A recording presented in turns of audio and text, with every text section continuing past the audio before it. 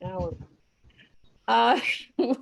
welcome to the April 24th, 2024 Environmental Management Commission meeting.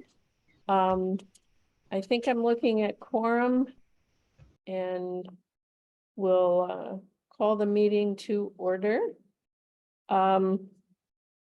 Speaking of quorum, let's go around and identify who is actually here.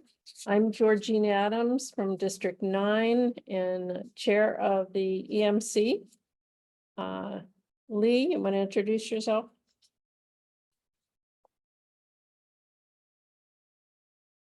Nope. Lee, can you unmute? Are you okay?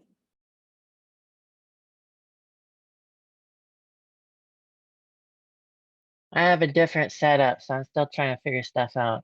Lee McIntosh from District, hold on, 6.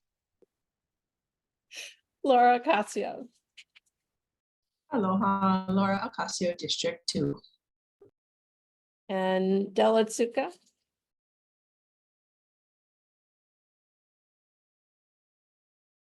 Good morning, District 3. Thank you, Dal. And in the room joining me is Gonzalo Garcia. District 7, good morning. I believe we have one absence. That's Dorothy Norris from District 8. And Jim Beats, oh, he's coming on. We also have still an opening in District 5. So if anybody knows anyone from that area, encourage them to apply. We've got 2 more commissioners that have showed up. Erica, you want to introduce yourself? Good morning, Commissioner Perez, District 4. 4. Am I correct? And Jim Beats. Yeah, Commissioner Beats, District 1. Good morning, everyone. Thank you all for joining us on this beautiful day when the wind is finally calmed down. First item on the agenda is approval of the minutes of March 27. Could I get a motion to approve the version 2? So moved. Second, Laura Ocasio. All in favor? Aye. Aye. Any Aye. opposed? They're done. Statement from the chair. It's been a really busy month, and I hope you all were busy too. We'll hear some good updates and just a couple of business items, but I think also to hear from DEM on how they're doing and what's happening in the rest of the state. So next on the agenda would be public statements on items on the agenda.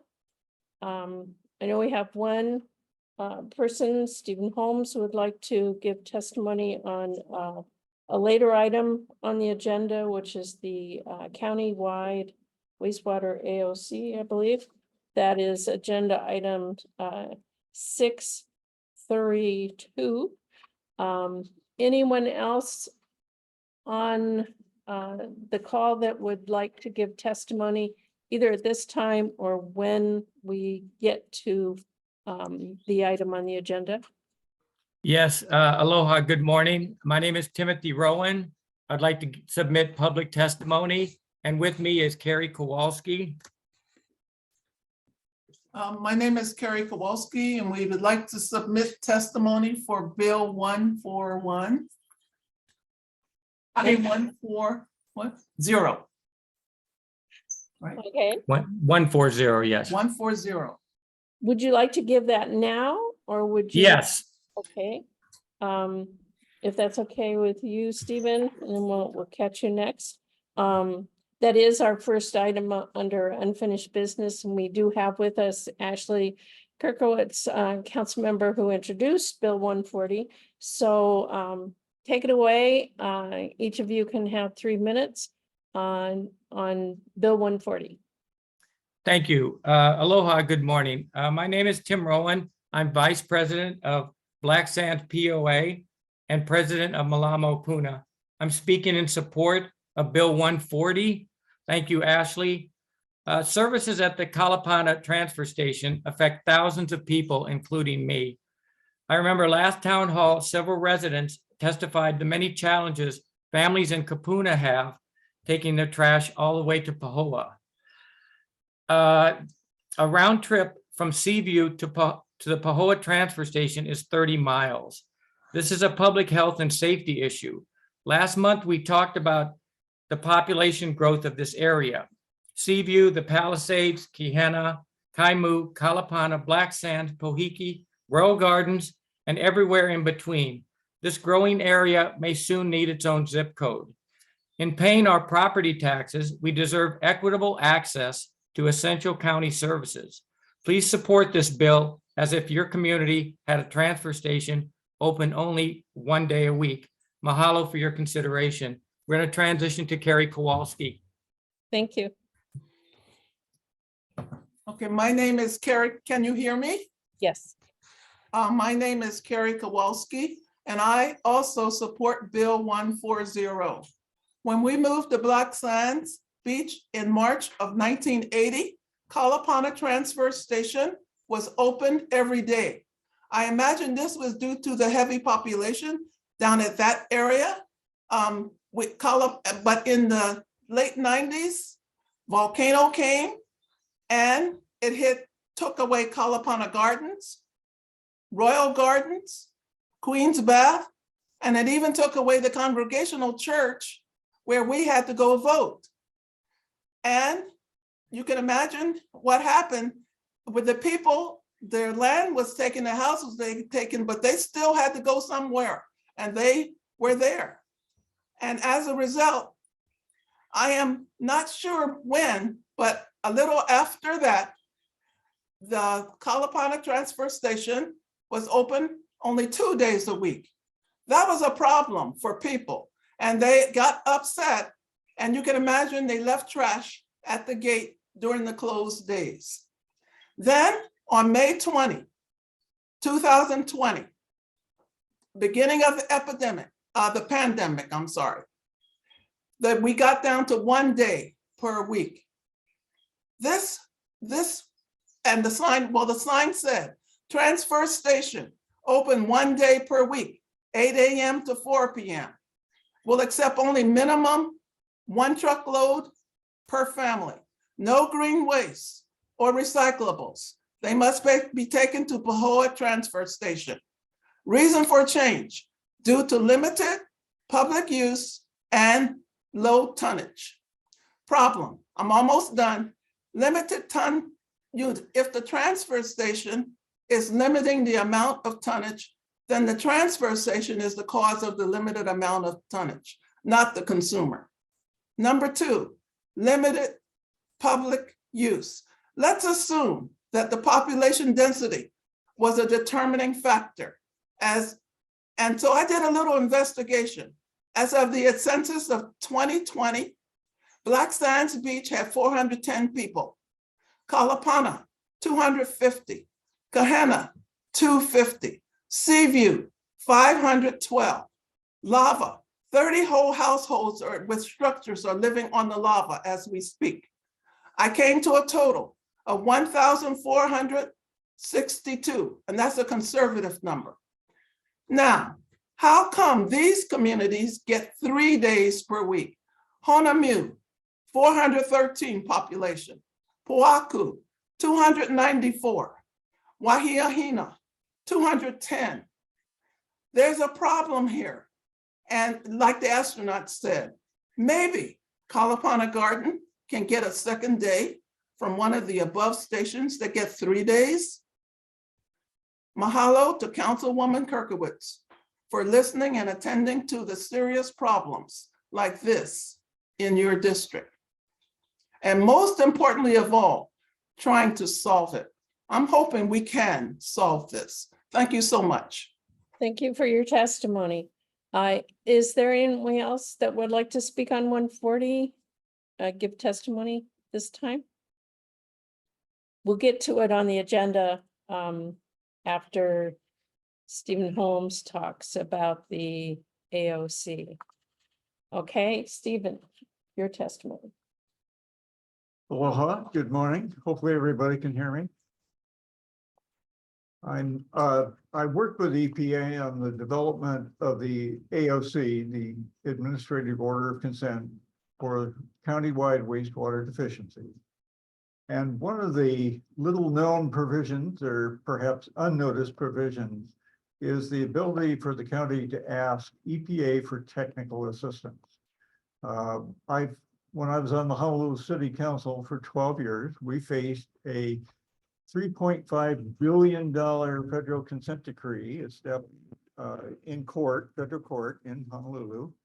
And we were able to reach out to EPA and get this kind of technical assistance. And I can tell you, it was invaluable. We probably saved hundreds of millions of dollars as a result of EPA bringing in experts. A good example is the Honouliuli wastewater treatment plant, where we brought in experts to talk about water recycling. And we built the largest water recycling plant in the state of Hawaii in partnership with a company called Veolia. Billions of gallons of water have been recycled as a result of that public-private partnership.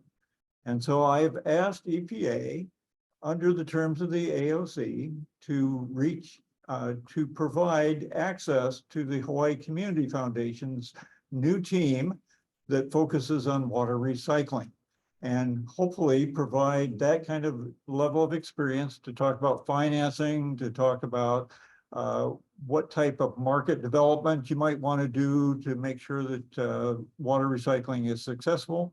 It enhances revenues for the county and helps protect sustainable yield in our aquifers. And so I would simply urge the Department of Environmental Management and the commissioners to take a look at this as a resource opportunity. Bring in experts that EPA has on contract and put together a workshop, bring in people from elsewhere in the state of Hawaii, and have a good discussion on opportunities for water recycling. Thank you for your time this morning. Thank you very much. Has anyone else joined? Do I see a finger raised? Yes, I couldn't get myself unmuted when you asked if there were any other testifiers. I'd like to testify on Bill 140. 40. Yes. Is that okay? And your name?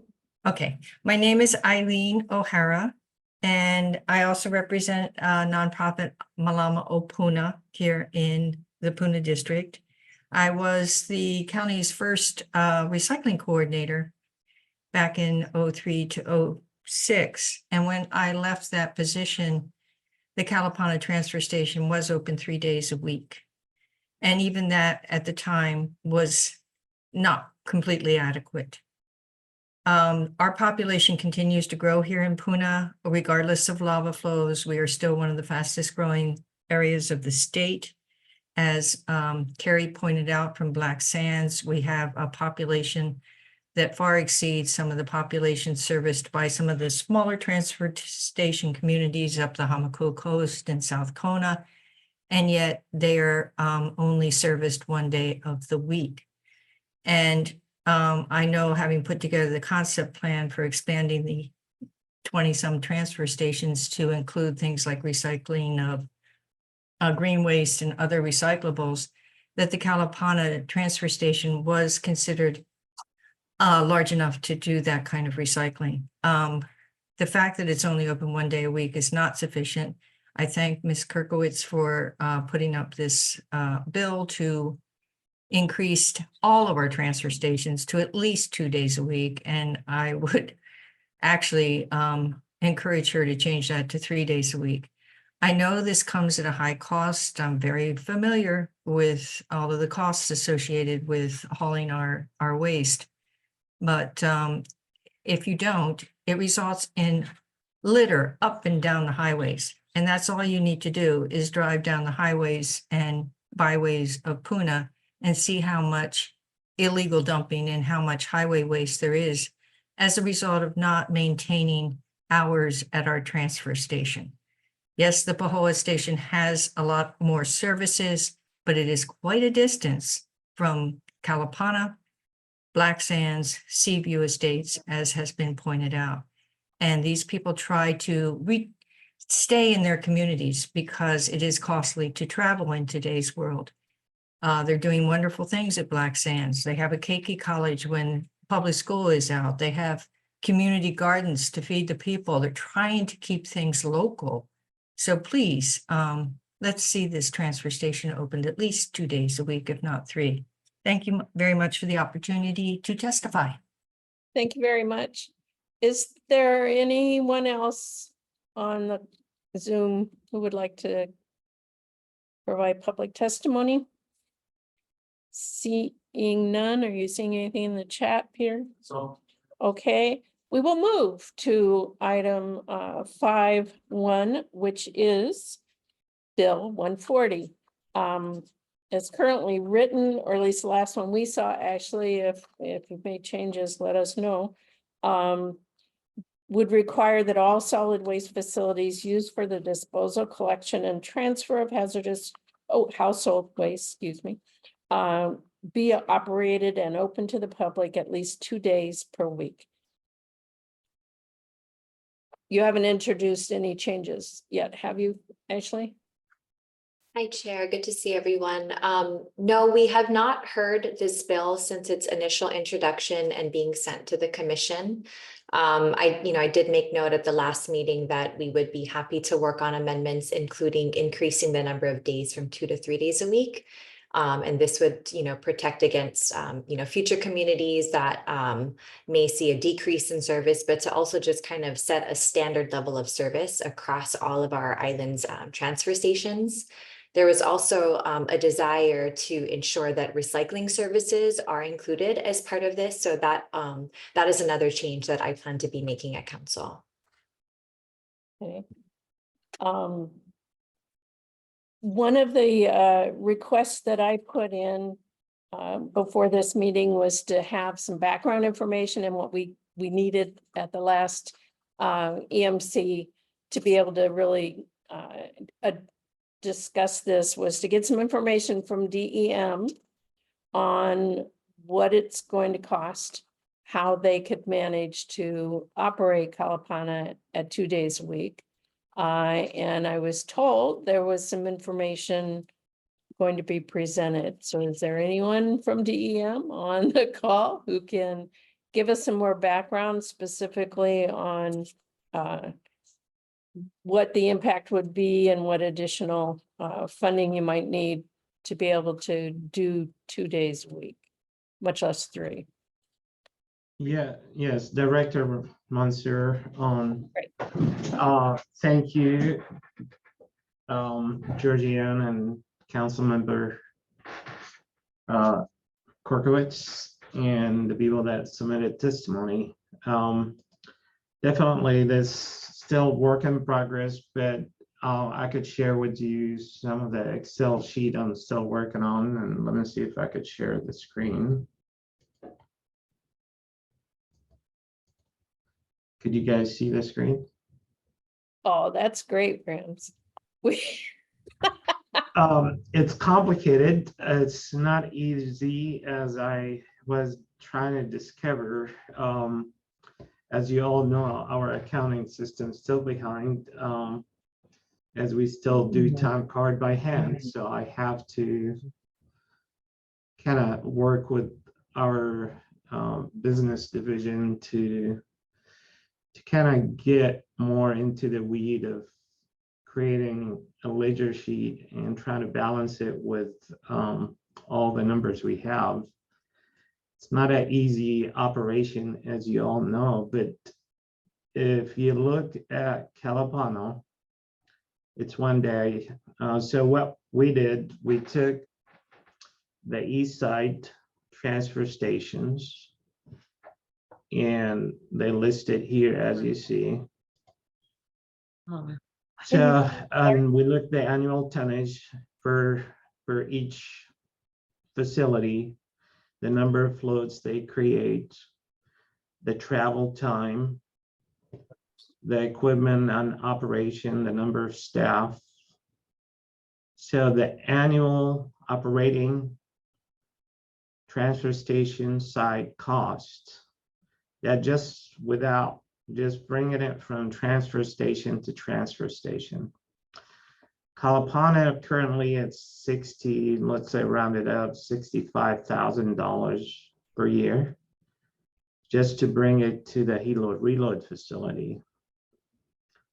And, you know, from a cost point of view, is probably the most efficient one because it just, you could see the other cost.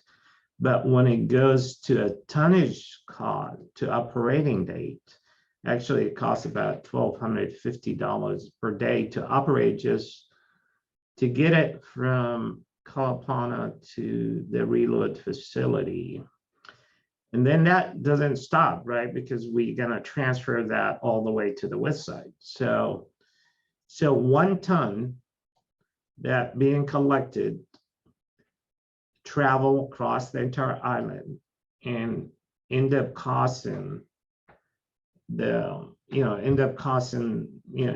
$115,000, almost $116,000 per year. That's to collect the waste, haul it, and dispose of it. That comes to about $277 a ton. Well, we charge $124 a ton. So that's almost twice the amount of tonnage that we charge. That tells you how expensive it is. And that's the cost per ton. So Could you say, technically, because I can't read it, what the cost per ton is for the here's, oh, can you there's see it better. now? Comparable transfer station? Amakua, I don't know what. Yeah, see, this is Glenwoods, this is Hilo, Honumo, this is Kalapana. I think this is, let me see. Yeah, Kiao, Pahoa, Papaico, and Volcano. So, you know, these are all served with the same staffing on the east side. As you all know, you know, when we hire staff, they designate areas. So the west side staffing are different than the east side staffing. So what I did was able to break down, you know, sites that delivered to the east side and sites that delivered to the west side. No, that set of numbers looks like the comparison that is useful. There are other sites that are up in the 200s. Right. So if you look at, because we have what we call the double handling cost, and that comes almost at approximately, I believe, close to $3 million a year just to transfer the waste. We're still working on the detailed number, but about $3 million just to get it from the reload facility to the west side down Saddle Road. So, and it seemed like just from doing some graphs, let me see if this is maybe, so, you know, I took the same amount of data just for the east side. The most two closest one, it's really either we reduce 1 day from Hunamo or Pahoa, because they technically, they share some common factors. So if you could cut down 1 day for Pahoa, because it's 7 days operation, and give it to Kalapana, we could do with the same staffing level we have now. So it's, you know, that probably would be the recommendation. If Pahoa could take 1 day, give it to Kalapana because it's within the same area, the same distance. And if you look at the tons per loads, actually, you know, they kind of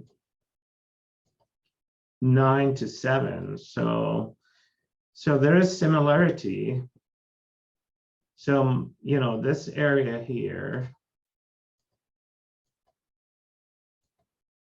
and this area here, probably these are the two most qualified sites. Can you make that- that, bigger? I'm sorry, what is it? Can you enlarge it, that section? I'm gonna stand up. Did you see it?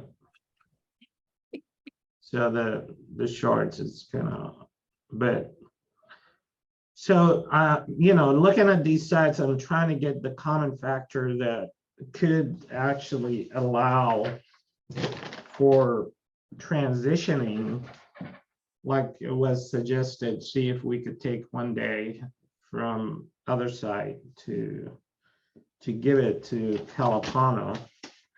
And I think, it's doable. Like I said, Pahoa, if it goes to 6 days, that'll be, a good transition. We don't need to increase the budget. But if we need to keep everything status quo and go through the cost, so you're looking at, technically, it's costing us about 116,000. So one day, you're looking at probably doubling that amount, another 115,000 a year, versus maybe taking it from Pahoa and transition the funding there. That way we don't have, it's a matter of just taking it from one side, putting it on the other side.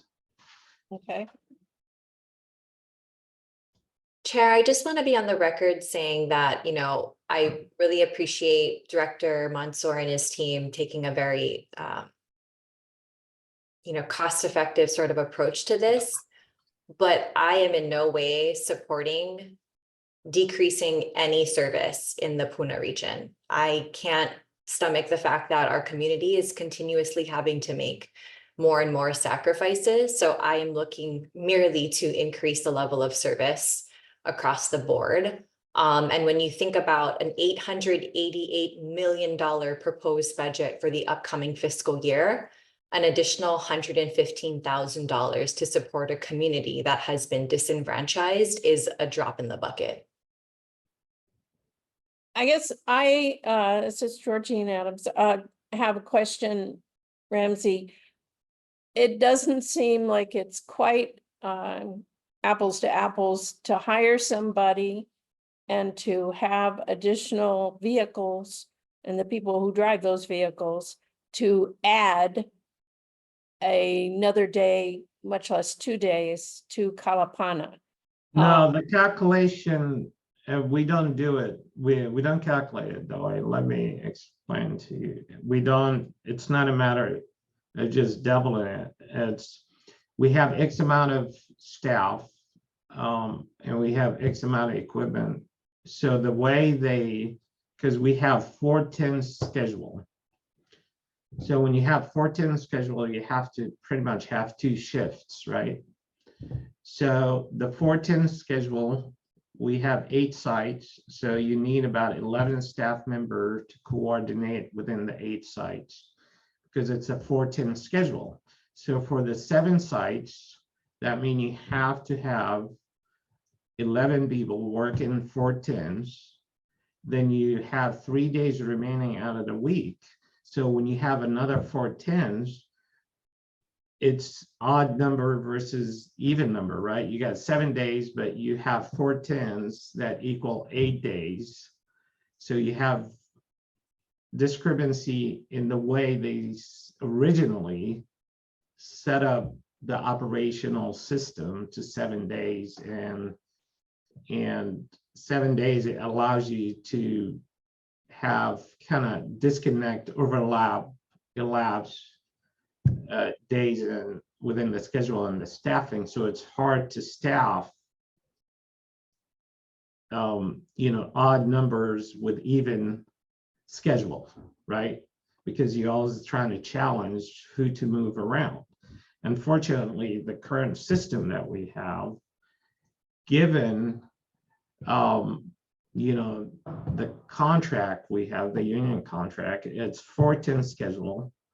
We have X amount of days, so we gonna still working with the union and the administration, because a lot of people call in sick within 4 days, then it overlaps, so you have to fill up these vacancies. So it's not a matter of just taking the same equipment, the staff, and say we want to do it that way. So it's a matter of rearranging. So the way we calculate the numbers is based on the available staff and the hours to work and move them around, given the current operation we have and the current contractual agreement with the union. But my question is, you're adding new staff, you're adding service, and you need to add staff and equipment to add that service.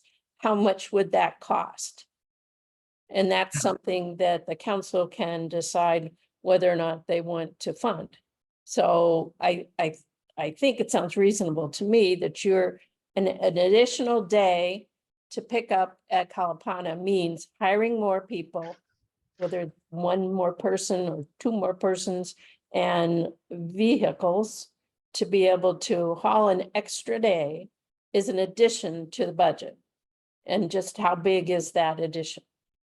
Right, that's what I'm saying. You just probably, because the cost is per ton. So if you're gonna double the cost, the ton is gonna, still, because you pay Waste Management Hawaii no matter what, right? They charge you X amount of tons, so that's a fixed cost. So when you look at the costs, most of these, because of the contractual agreement we have, so, and the obligation we have with these contractual agreements. So you have to look at the cost per ton from the minute that get disposed to the minute that get buried. In addition to the minute that we have to maintain these closure for 30 years, right? So all that, the cost of service. So when you look at your direct, indirect costs, because we're not profit driven, right? So it's a matter of actual costs of the business. So there's certain costs that we are obligated to pay no matter what we do. It's not a matter of just, oh, let's add a truck, let's add a staff member. But what we're saying is we have to pay certain contractual agreement to provide the services. And unfortunately, sometimes it could go high or low, but in this situation, if the concept of keeping everything and adding the service additional day, that means if you guys believe that's going to give us double the tonnage, if it's not going to give us double the tonnage, but the same tonnage, then you're going to pretty much go there twice, pick up the same tonnage for 1 day, and it's going to cost you twice the amount because of the fixed costs that we have to continue. Well, I guess my concern is, and we've got it as part of your report for director's report, is staffing. It sounds to me like unless you take it from somebody else, Paho or whatever, that you need to hire more staff. And that costs money to hire more staff. But the thing that bothers me the most is you are shorthanded as it is. And it's been very difficult to even hire anybody. So it's not just the cost, yeah, you could pay a chunk of change to hire an additional attendant and a driver maybe and a truck. But you've had difficulty hiring, period. And so nice to, but can you feasibly even increase staff, even if you got the money to hire them? I have a question. Del? Hi, thank you. Regarding the staffing, it was already in the budget for the positions that we need. So I don't think we're looking at an additional cost that hasn't been filtered or factored in for the budget on staffing. And it would be nice, I see the comparisons for the different transfer stations. If we could get a copy of that so we can kind of look at it too and get a better look at the cost affecting each of the stations. I went to the Kalapana transfer station and, I think Councilwoman Kirkowitz has a very good point. But I was thinking too, along with you, Ramsey, the 2 days a week may not cut it because you don't have the staffing or the equipment, but those are on order, I believe. But maybe relocate or have another transfer station midway because this one is at the very end of Kalapana. So I can see how the distance to get your trash there would be a concern. Also, on the signage, it does say it has recycling, given it, but there's no recycle bins because there's no recycling in Kalapana.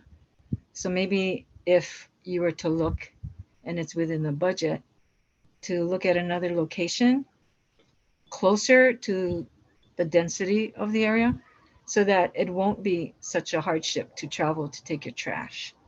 Yeah,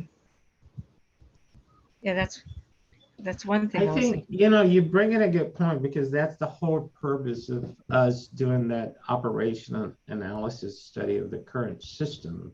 That's why,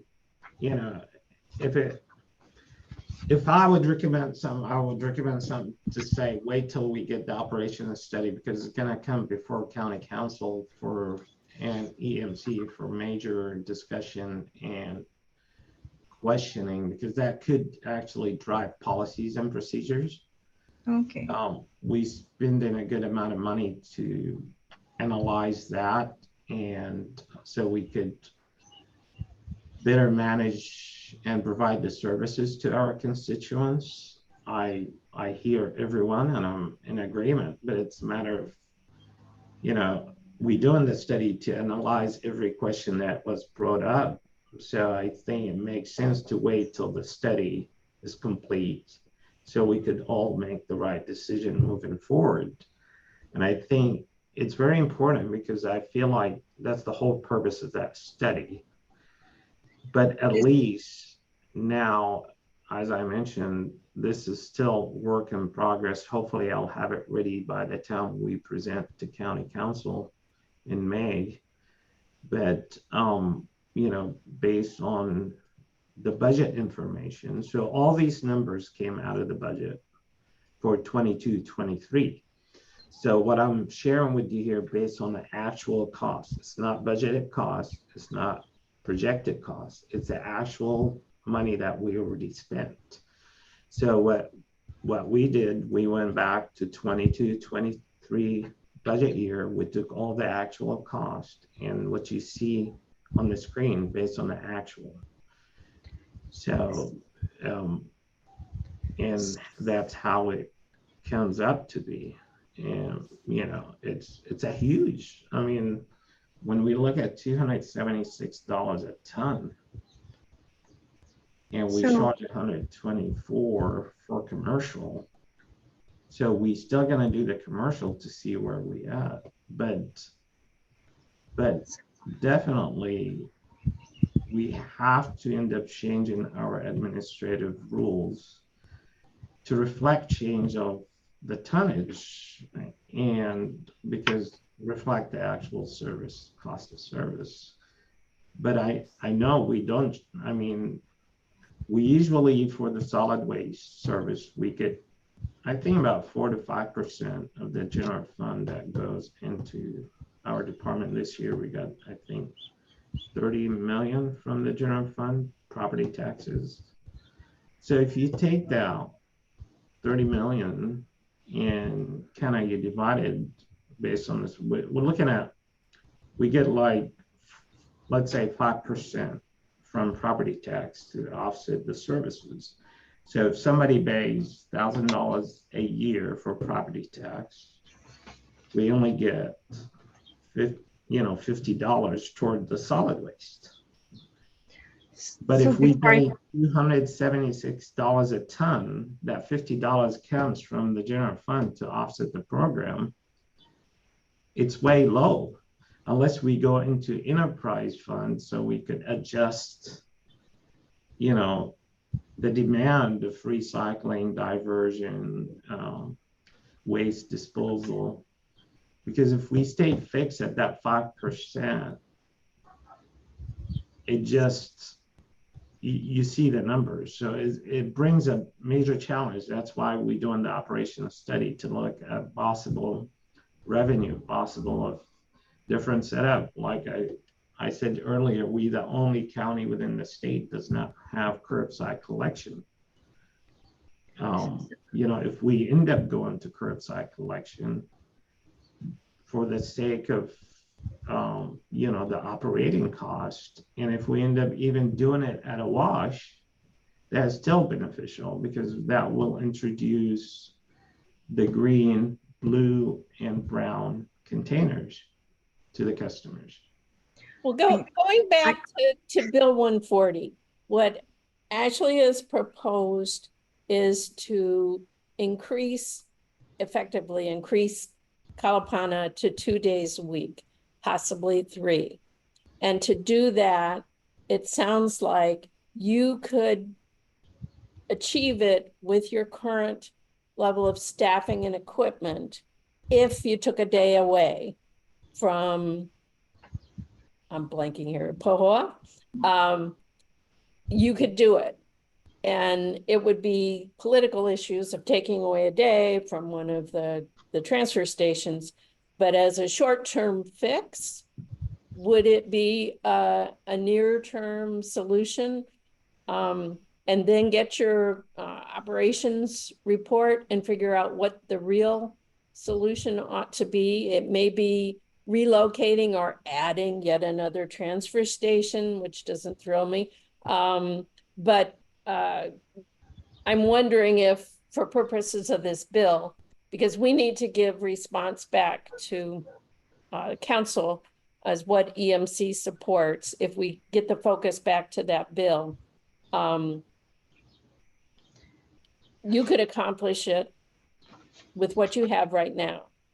If you want to add service overall for the county, then you're going to need money, which fine, Ashley says there's money. But what worries me more is the people. Just getting people and equipment onto this island and working for DEM has proven to be very difficult to achieve. My 2 cents. Erica's got her hand up. Yes, Erica. Hi, Ramsey. Thank you so much. I can see you've put a lot of time and thought and effort into this. I may have missed it. I just had a quick question. Do you have kind of just a analysis comparison between the actual, I can see what you're highlighting here is the borrow, kind of the method of borrowing a day from another location. Do you have a comparisons of what it would be to like add the resources need, whether it be contractual changes or addition to budget that would need to just add a day versus borrow a day? Like if you were to just analyze those 2 methods, so to speak, and then are there things that we could potentially do to modify or amend the contractual agreement or make those changes, to be able to support the potential of just adding a day? I mean, like I said, if you look at, I look at similar sites, like, if you look at less than 100 loads per year, and you lay out the site even countywide, and you try to analyze that, the challenge, we cannot get into the west side because most of the operation and the crew different staffing level at each side of the island. And like I said, you only have 7 days a week, but our contractual agreement with the union is 4/10s.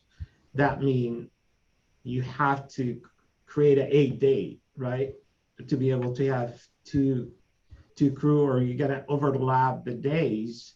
So, we figure I'm still working with operation. If we overlap, like, it make more sense in the future. I don't know where the operation study, but think about it that way. When you have 4/10s and you have 2 crew, it makes sense to stay even so you don't create that gaps. So if we go, for example, 6 days versus 2 days, 5 days, 3 days, that gives you 8 days. So you have to create the equation to be able to fit the staffing level, the even number to the even days of operation. Otherwise, you're always going to have a challenge of overstaffing. That's why you need more staff, because you just deal with odd numbers versus even numbers. There's So, no like part-time FTE, like that's not a contractual modification or amendment that could be used to kind of fill gap that staffing issue for the extra day. I mean, we could look at, part-time, for the extra day, or like I said, we need to look at allowing the 4/10s to take the benefit of the 4/10s, because they get 3 days off within 7 days. And we have to give them the 3 days off because that's how the contractual agreement is written.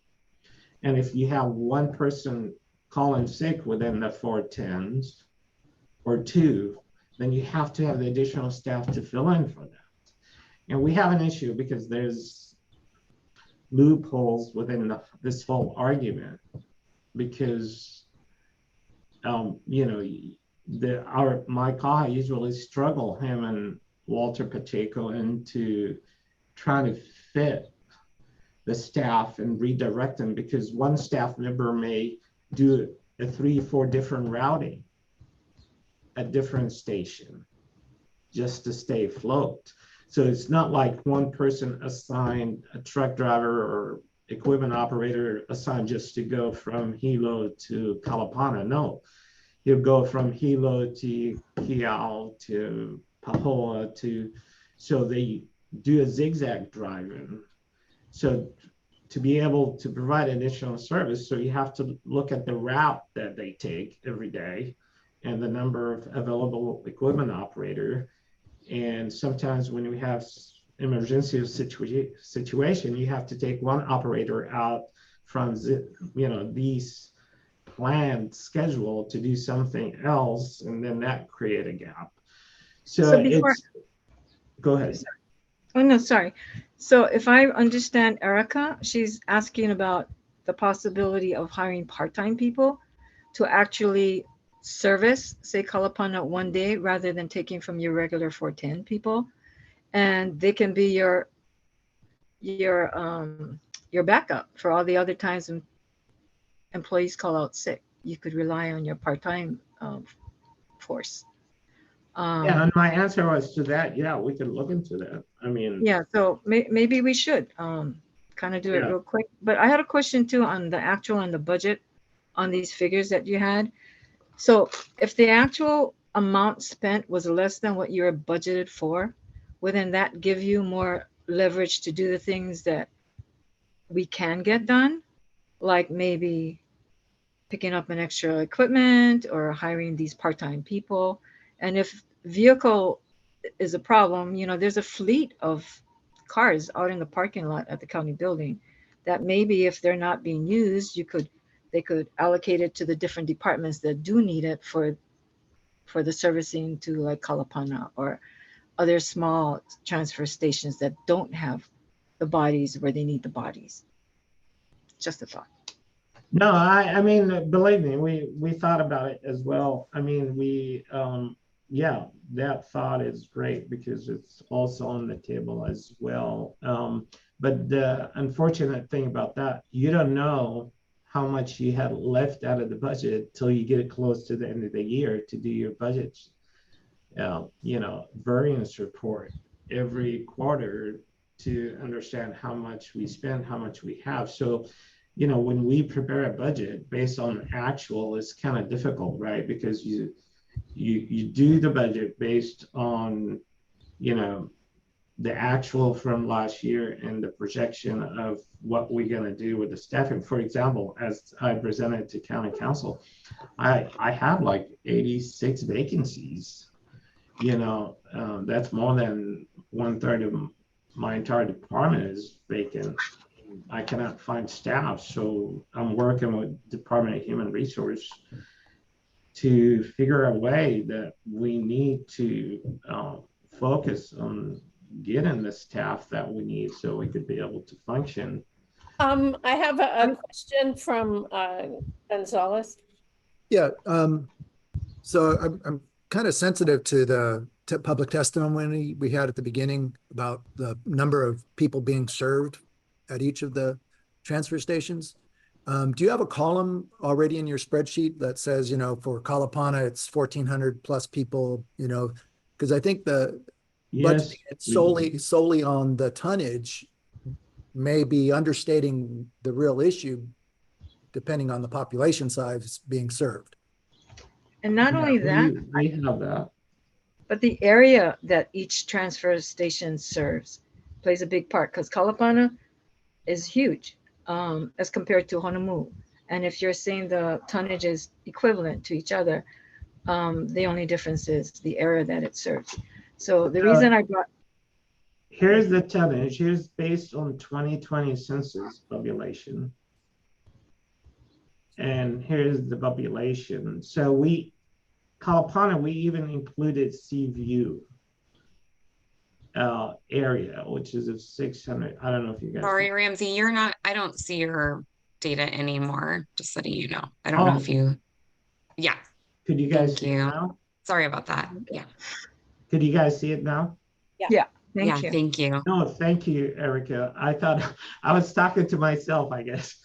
I thought you guys had it. But yeah, so we did look at, it's a great question. I think, and we considered, that's why I've shown the census here as part of the analysis.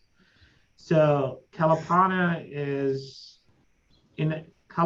about 170, and Seaview, I think, in the 500. So we included Seaview to the residents of Kalapana of 679. So that kind of give you an idea of, if Seaview end up using Kalapana transfer station, and we have a 418 tonnage out of 679, you see, so that's the analysis that we kept in mind and we worked with. So no, we don't just go based on tonnage. I go deep into a full analysis of all the factors, the day per ton, the population, the amount of days open, the actual contractual agreement we have. I even looked at EBA, and the EBAs, sometimes they have certain recommendation for how many pounds per person per ton is being used. So it's very, very complex analysis, and like I said, you try to tie the tonnage to the amount of people to the actual amount they dispose per year, and you compare that to the national standard usage from EPA. So all that plays into the equation. So hopefully that answered your question, but yes, we did look at the population as well. Thank you. Could I just point something out regarding the census? The last time the census was taken was in 2020, and we were facing a global pandemic. We also saw a huge increase of people moving to Hawaii Island during and following the pandemic. So I appreciate that data set, but I don't know if it accurately depicts what is actually on the ground today. And I think it would be interesting to take a look at real property tax assessments, who is claiming, a home in, Kalapana Seaview area as their primary residence, to be a more accurate data set around how many folks are actually living in that area. I just wanted to point that out because I know. Councilmember Korkowitz, you're right on. And I looked at it and I said, we're 4 years behind, but census get done every 10 years. So what we did, we went and based on our GIS and Google, and it seemed like in that area, there's not much growth, most of it in like, Mountain View, other areas, Ocean View, you could see, that Puna district have high rise, but that area, we even looked in the GIS, and you're right. That's why I was saying it's still work in progress, because we trying to get it from the assessor's office as well, based on tax records. So yeah, and then Director, if you could also include the communities of Kihana and Black Sands Community Subdivision. I don't know if you had considered them in the population count, but these are the communities that also use Kalapana Transfer Station. Yeah, Beater, did we consider that or just Seaview? Peter, sir, private secretary. It's by definition, it has to be in imprecise and for the reasons that the council member mentioned. I believe it could have been a judgment call as to whether Black Sands would be counted as the Pahoa population or the Kalapana population. Maybe they go to a little bit of both. Yeah. So yeah, we're gonna continue refining these numbers because it is 2020 and they do it every 10 years. But we made a request from staff to look at the tax record, as well as if you want us to add more areas. Well, it was kind of hard to differentiate how many tons goes to Pahoa from these communities, because we don't go, we don't have a way to say, okay, where do you live, what comes in, because tons in come, whatever tonnage comes in, it goes through the scale. It doesn't have an identification on it. So it's either we do maybe a survey with that community and see how often they use Pahoa. And and that's why I'm trying to link these two sites together, because if that's true, then open Kalapana one day and take it away from Pahoa, maybe the same people now will start using Kalapana. I don't know. I'm trying to figure out how much from these community goes to Pahoa, if it's true that they drive in there, or is it really strictly the 418 tonnage based on the actual scale, and based on the population. It's these the things, any comments you guys give me to refine the calculation better is very welcomed. Are there other comments, questions from commissioners?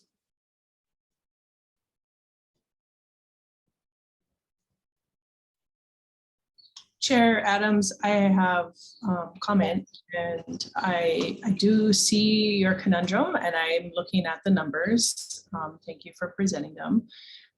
However, I feel like our obligation as governance is to look at the needs and allocate funding and figure out those details. I am recognizing that it's a pickle with the contractual agreement, but I think that the needs of the community and what council member had mentioned in terms of Pahoa oftentimes getting the short end of the stick for summarizing her or paraphrasing her words, that I think it is really important that we support opening or having a minimum 2 days. I think that also it does make sense, Director, as far as what you said, is that a lot of the tonnage may be going to Pahoa because Kalapana closed. That doesn't necessarily mean that it would be beneficial to close Pahoa one day. So I would also push for not taking it away from another area in Pahoa. And I mean, in Puna, specifically relating to the census data, not to generalize, but oftentimes folks don't actually fill out their census, and Puna is the hardest place to get folks to, you know, the workers that go around to try to encourage people that work for the census. Puna is the hardest place to do so, based on gates and you know, on permitted structures and things like that. So that it's very known that typical census data for Puna is much lower than in reality, and therefore the trash is still being produced regardless of accurate data. So that's pretty much what I have to say. And if it's appropriate, I actually wanted to make a motion. We've got another question, and then we are close to asking for motion. Lee. This is Commissioner McIntosh. I'm just listening from the director's explanation. It just, to me, it sounds more like you just can't throw money in people. It sounds more complicated than that. It appears that a better solution is, as he said, working within the system, at least temporarily, to resolve the issue. And, you know, people might not like it. You know, I didn't like it when they switched the Waihini transfer station from 6 or 7 days to only 3, but we're still alive and living with it. You know, just moving it around and still functioning, because we're not a rich island, so we have to work with the finances we have and the people that are available. And so honestly, I feel that the bill should be deferred, and the council and the director should work together to resolve these issues. Okay, are we ready to move? So I have another question. Gonzalo, go ahead. So it seems to me that maybe trying this on an interim basis to see if, you know, if it's warranted to actually staff it with 2 people or 2 days or 3 days in perpetuity versus let's do it on a trial basis, maybe survey the people that are using the facility. I'm just trying to think of preserving your ability, Ramsey, to be able to staff appropriately versus what the community needs. And where does that responsibility lie? It's certainly within the county to staff up appropriately, but I'm not sure we have enough real knowledge yet to require 2 days, 3 days a week there until we have a better grasp of it. You know, so I guess I'd be suggesting it or asking, is there a way for Bill 140 to be implemented on an interim basis, try it as a pilot, and then see where it goes? I think we could, that goes to my, you know, maybe initial recommendation is to allow us to do interim change till we get that operational analysis. Because, you know, there's a lot of driving force. I know you guys and county council members as well, driving diversion, we passed, you know, ordinances where by 2026, we have to be at least going toward that. We have the integrated solid waste management plan that dictated was adopted by council members as well, to allow us to recycle, divert away from the landfill. And if we don't get into the behavioral changes, we're going to continue producing more waste and more waste. If the intent to meet the carbon emission, to meet climate change, to go into waste to energy, then we need to start going toward that direction. And I think the way to go through that direction, sometimes it may be tough on individuals, either due to politics or due to whatever reasons. But yet I feel that if the end goal is to achieve better environmental protection and good services, that we can maximize efficiency and yet be able to divert, reduce, reuse, recycle, and expand the land. I mean, we only got 20 years remaining on the life of the landfill. And think about it. I mean, what we're saying is let's encourage waste generation instead of waste reduction. So if that's the intent, then we're going to fill up that landfill faster. If we don't change the behavior where we said, okay, you know, now you limit it when you go to the store to purchase certain amount, so you don't just decide to just buy whatever you want and dispose of it because you may never get to use it or eat it and what have you. So, and I think that plays a major factor. So we, you know, I'm looking at the forest and where we're gonna, how we're gonna shape that forest, rather than start planting trees without really looking at the health of the forest. I So- see a comment from Jim Beats. Yes, thank you for recognizing me, Chair. So Jim Beats, District 1. And thanks for the statement that you just made, Ramsey. I'm very concerned by the waste stream that's going into our present landfill, and with a 20-year life expectancy. I believe you'd stated previously that it takes about 20 years to get a new landfill established. Isn't that about right? If you're gonna cite it, yeah, close to 12 to 15 years. I mean, city and county, they try to site a landfill. They've been working on it for the last 3-4 years, and they even haven't got a site yet. Right, and I guess that's, you know, that's my largest concern relative to this discussion.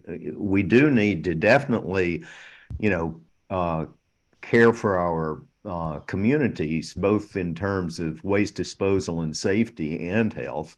And I'm glad the litter problem was also mentioned, but our bigger concern is that larger picture, I believe. So we do want to have that in consideration as we're making these decisions. And the other question that I had was, you know, I'm very sympathetic to the situation in Puna and waste disposal, and I think cutting days is a big problem in any of the sites. But I'm still not clear how often legislation is used to address this kind of issue. And I would like to hear that kind of comment before you know, we conclude this.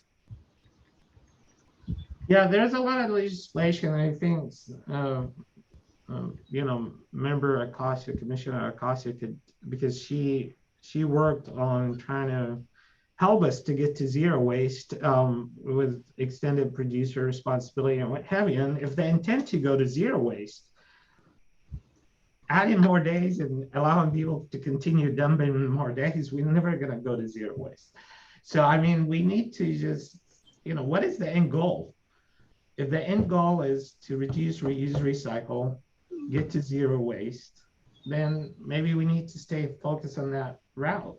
If the route to open it 24/7, then we're going to defeat the goals and objective and legislation of staying focused on reduce, reuse, recycle, and meeting our obligation into the integrated waste management plan that we committed to, and other legislative bills through the state, and to be able to reduce, you know, and trying to manage our waste.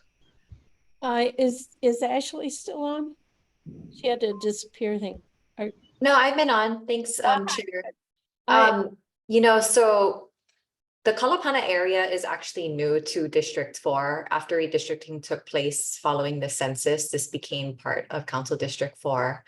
Councilmember Cornelia E. Kleinfelder, prior to my work to introduce this bill, had tried asking DEM leadership, Director Mansour and his predecessor, if there could be an increase in the number of days that the transfer station was open. There's been a lot of discussion about, yep, we'll get to it. We'll take a look at it. We can pilot curbside pickup. But unfortunately, and I know the department is very, very busy taking on wastewater and solid waste. This was one thing that I could do as a policymaker to legislate some kind of action, which is why our office put this bill forward. Okay, hand up from Laura. Thank you, Chair. I just wanted to just quickly comment on that last conversation that Ramsey had brought up around, waste generation and versus diversion. If we aren't actively doing anything to change both consumer and collective habits, then there won't be much change, right? So yeah, individually we can wish for it, or there can be the handful of people that do their own individual things, but it does have to come down to larger educational movements. It has to come down to different ways of doing things, and that is why the EPR bill focuses on reuse and refill in order to create less going to our landfill to begin with. Of course, it didn't pass the state legislature this year, and there's not necessarily champions around reuse refill in the legislature at the moment, at least that I'm aware of. But at the same time, it's not going to happen if we're not doing anything. So as far as the county, again, not to put more burden on the work that you folks are doing, and I know that there is a lot of work being done that I don't know about in the recycle department, et cetera, but it has to be an active, engaged program in order to really be making any kind of change. And we still have to deal with what's happening right now, right? So if folks are making rubbish that's going to the landfill transfer station, then we have to deal with that. And I think it does make a lot of sense at this point to have a minimum.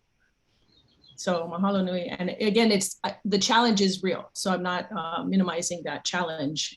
And at the same time, I do want to reiterate what Councilmember Kirkowitz had said before, which is that we have $135 million and 115,000 is a drop in the bucket. And there does need to be an adjustment in terms of the budget allocation for solid waste so that we can deal with this issue. Del, you had come. Hi. Yeah, thank you. It's getting back to the staffing, after been to the transfer station and listening to the councilwoman give her reasons for having it done, I'm for that. Again, having been there, I think the location of that one is far from a lot of the other subdivisions because it's at the very end, sort of in Kalapana. So if you've driven there, you'll see that the area is pretty large. Yes, maybe another day with a new staffer or a part-time person, that might help, but we need to start hiring people. And there's 30 vacant positions in the solid waste alone, which is 21% of the dedicated positions. So we need to start. I can't believe that nobody's applying for the Swifter jobs or the attendant jobs. I just can't. And being that there's a chronic problem with absenteeism, more so we should be looking. And if 410 is a concern, then look to find a part-time workforce that you can count on, and eventually convert them to regular positions because it's in the budget. So that's all I'm saying, because I think this is a good bill. We do need a lot more information, I think. But yeah, we cannot deprive them of a service that the county is required to give, you know. So yeah, can't take from Pahoa because Pahoa is very busy and they are busy and they're not even taking in recycling. So I think we cannot take from that to give to Kalapana. Okay, I And think thank we're you. at the point where we need a motion up, down, or sideways. Where do we stand on 140? Do we? Chair, I would like to make a motion Yes. to that the EMC support a minimum, so support Bill 140, having a minimum of 2 days per transportation. Do you have a second? I second it. I second. Okay. Do we need more discussion or are we ready to vote? And I'll throw out my one last point of it's great to say we want it. It's great to say just hire someone. And here's a whole big pot of money, although it has to be within union scale. There aren't people out there. And to get them on is non-trivial. So I think we need to defer. I think you've lit the fire under DEM and they're looking at alternatives. And as Gonzalo had commented, there are some things we could try with what we've got. The pain is real, the pain is now. But I don't know that it's ready for a new law. Del? You know, the pain is real and it's been happening for too long. And the more we put it off, it gets worse. So you know, if we don't act now or soon, you know, it'll be worse. And I cannot believe that no one is applying for jobs. I cannot. So it's one thing to be Hawaii Island. Everyone is short-staffed. But, you know, we keep saying these positions have been vacant for so long. I mean, and we are critical for the survival of the county. I mean, this is not something we can just put off and put off. Well, So we all will I'm, put off the agenda item because it's on the agenda later to talk about just staffing in general. And we've thrown out a couple of the numbers that they're struggling with. So we'll talk about that later. But this is 140. To Okay. require 2 days minimum at every transfer station. Any at comments least, yeah, okay. on But that? this is the only one that has only one day. Every other either has 3 or 7. Understand. Okay, thank you. Any more conversation before we vote? Chair, if I could just say a final word. Yes, please. I really thank everyone for the very thoughtful deliberation, not just this meeting, but last meeting. You know, I hope that folks do consider moving this, you know, bill forward and providing a favorable recommendation. Yes, it would tremendously benefit Kalapana, but this is a community that has been, you know, disenfranchised for far too long. Increasing the days of service would certainly improve quality of life for folks, so they don't have to drive to Pahoa, Keao, or even Hilo to dispose of their waste. And I think what we're missing here is looking at this as a tremendous opportunity to further engage our community. We can have recycling.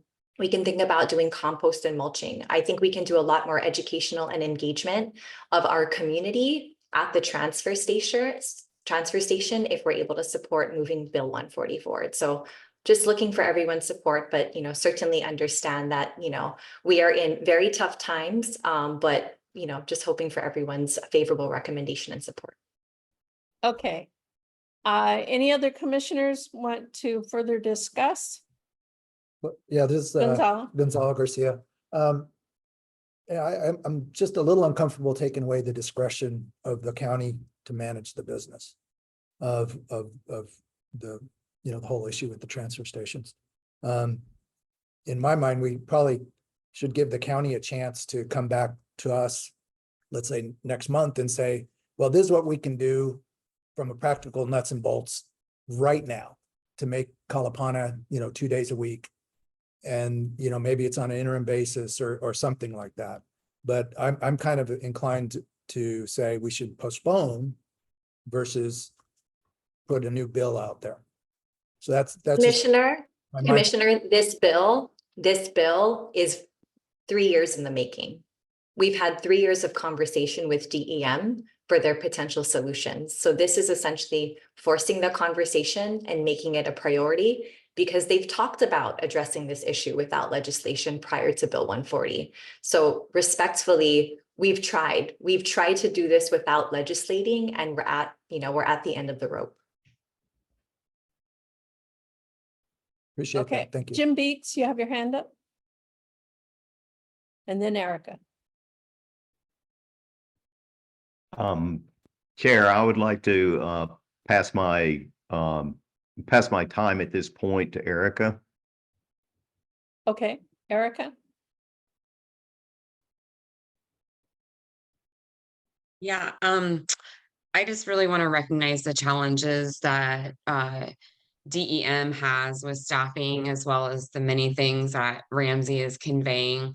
I also have empathy and understanding for the need of the community. This trash is an end result after use, and something has to be done with it, and to keep it out of our oceans, to keep it out of our forests, to keep it out of our properties that create other health issues.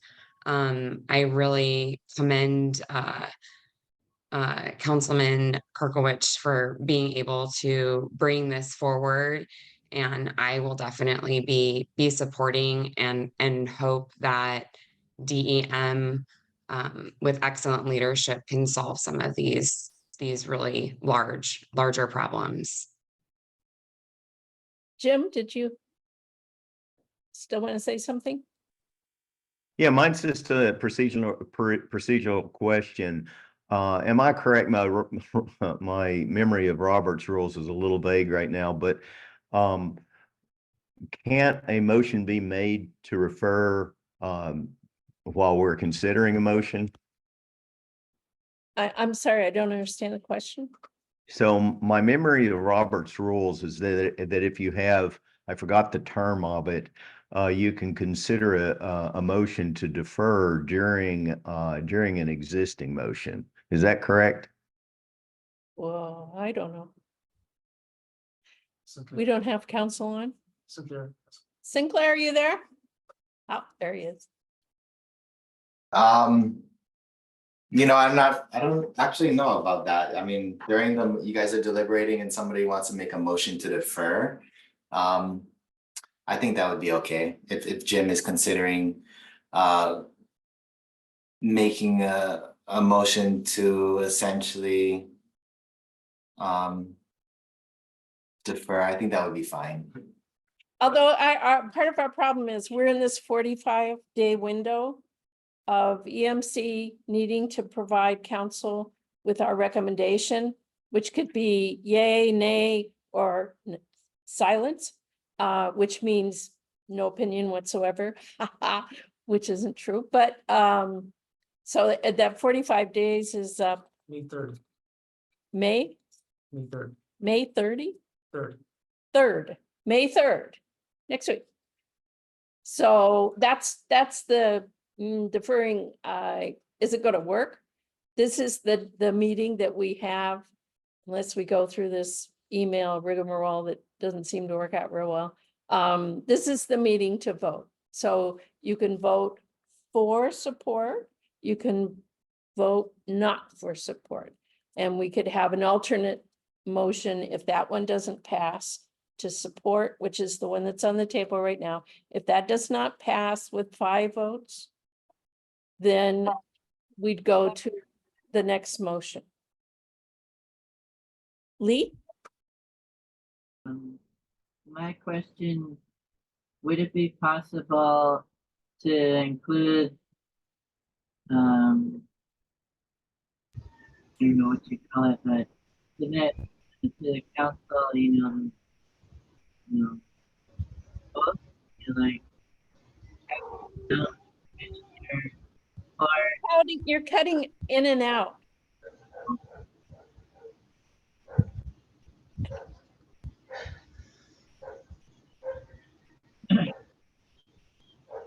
can it support, can it show the views of the commission or Can he write his comment in the chat and we could read it? Just you're breaking up, Lee, and so it's hard to hear you. You want to try mute and then unmute? Oh, he's typing. Technology, we love it.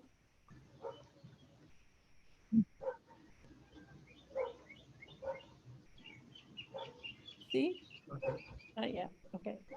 We're typing. can you hear me now? Yeah. Okay, somehow my computer switched my mic. Oh, So what I was asking was, can we have I guess it would be more of a resolution. I don't know what we're calling it, but rather than just saying yay or nay, can it include, you know, I'm trying to figure this out. Can we give our views, just sum it up, one camp thinks, okay, the council should work with the director, and another camp, never mind. It doesn't make any sense what I'm trying to say. I'm sorry. well, I said, as I understand the rule, we are going to vote on the motion to support. If five people vote to support, then that's what we send to council. If less than 5 people support that motion, then we have another motion that could be offered. And you can say that motion however you want to say that motion. So the first hurdle is if there is a majority that would support it, then that's what the position of the EMC would be. If there's not, then the game's open again for new motions. Is that correct, Lynn Sinclair? Sorry, I was just reading something, but to get back to that original question that was answered, sorry, I just had to firm up my knowledge of Robert's rules. So yeah, there's a motion that was made. I think somebody made a motion. You guys are discussing it. Somebody could make a motion to table the item to a further date, whether it's the next meeting or beyond. However, Chair pointed out that this is your last opportunity to provide independent comments and recommendations on the bill as proposed. So I think right now, sorry, Georgine, what was the motion on the table right now? What's the motion you guys right now is a motion to support Bill 140. So, the statute says you have to provide independent comments and recommendations. So your comment would be a comment in support. That was the motion on the table right now. Correct. So yeah, so you guys, what was your question again, Georgine? I'm sorry. What's your specific question? I think the question was, can we qualify it, add other information? Unfortunately, Ashley's been here. Thank you so much for taking away your time. She's heard a lot of the comments that we've had. So I think in that respect, we have provided some comment, but we could amend, add to a motion to support and then provide some additional commentary. Although getting consensus on that commentary could prove to be a challenge if we have to do it before May 3rd. Perhaps you wanna, sorry, Georgine, to interrupt you. Perhaps you wanna vote on a motion to support, and then you could amend that, and then you could somebody could make a motion to provide specific comments. So you can, maybe 5 of you agree to support it. Okay, so you just want to vote on that limited issue. Okay, 5 agree to support it.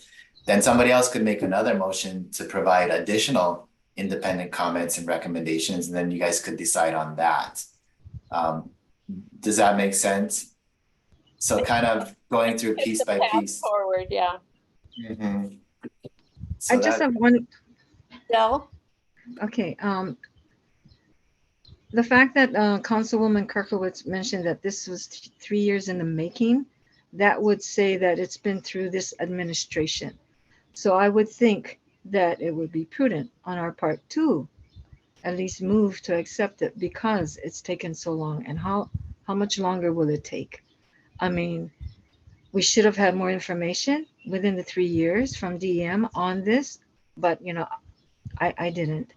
But I can say that for the future of this bill, it does serve the community, not only Kalapana, but other communities that's coming up, to make sure that the service that we're supposed to provide them and they should have are given to them. And that's it. Thank you so much. Okay, Laura?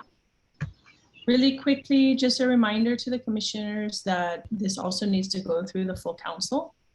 So this is not a decision that is being made per se today, that we still need all of our council members to agree and go through deliberation around this as well. And I think that's where the conversation can get a lot more into the weeds with the director, who's been doing a lot of work and has a very big challenge, as Commissioner Perez had mentioned earlier. So just wanted to reiterate that it will also go through the council. Thank you for that. Yeah, individually, we each have opportunities to talk to our representatives and to the council.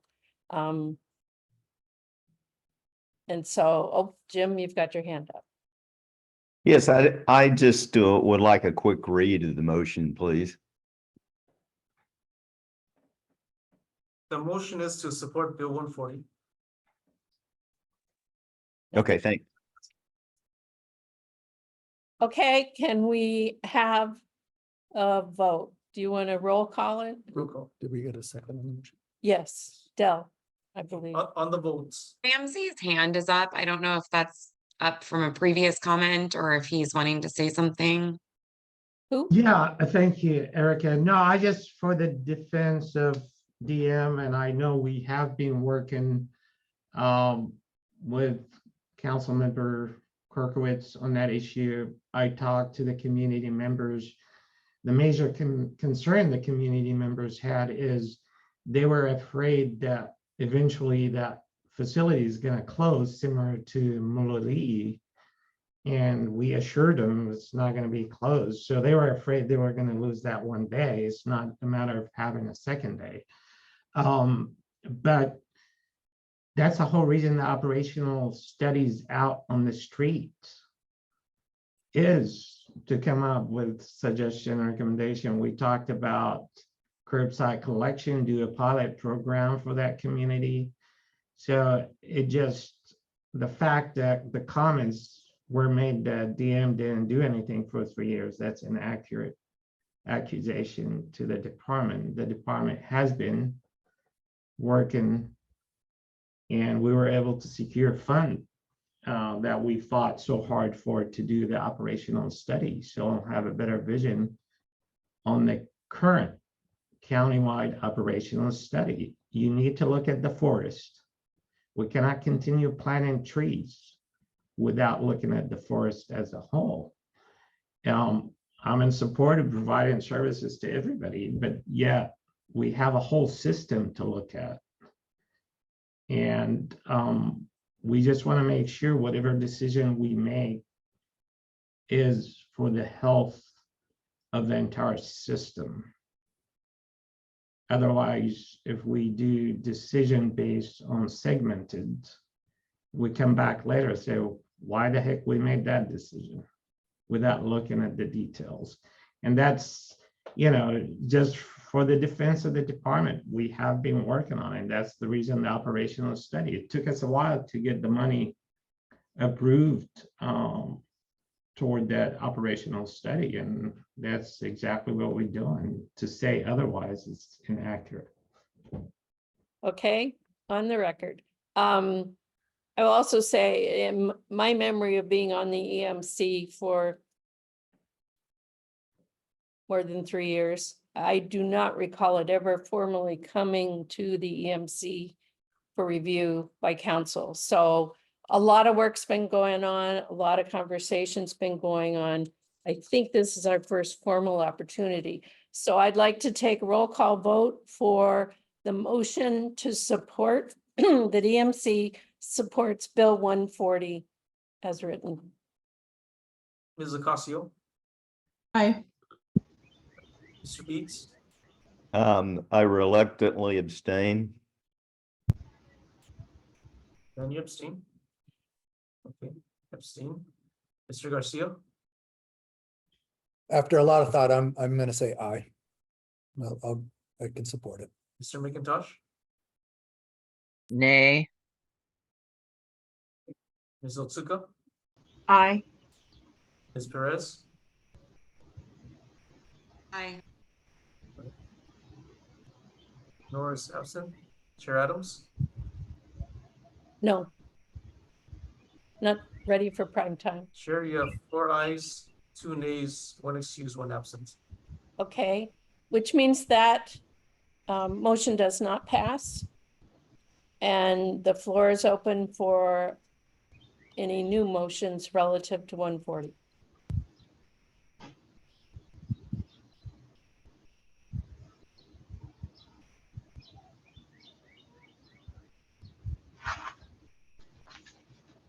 This is Commissioner McIntosh. I guess I'll try taking a stab at this. I'm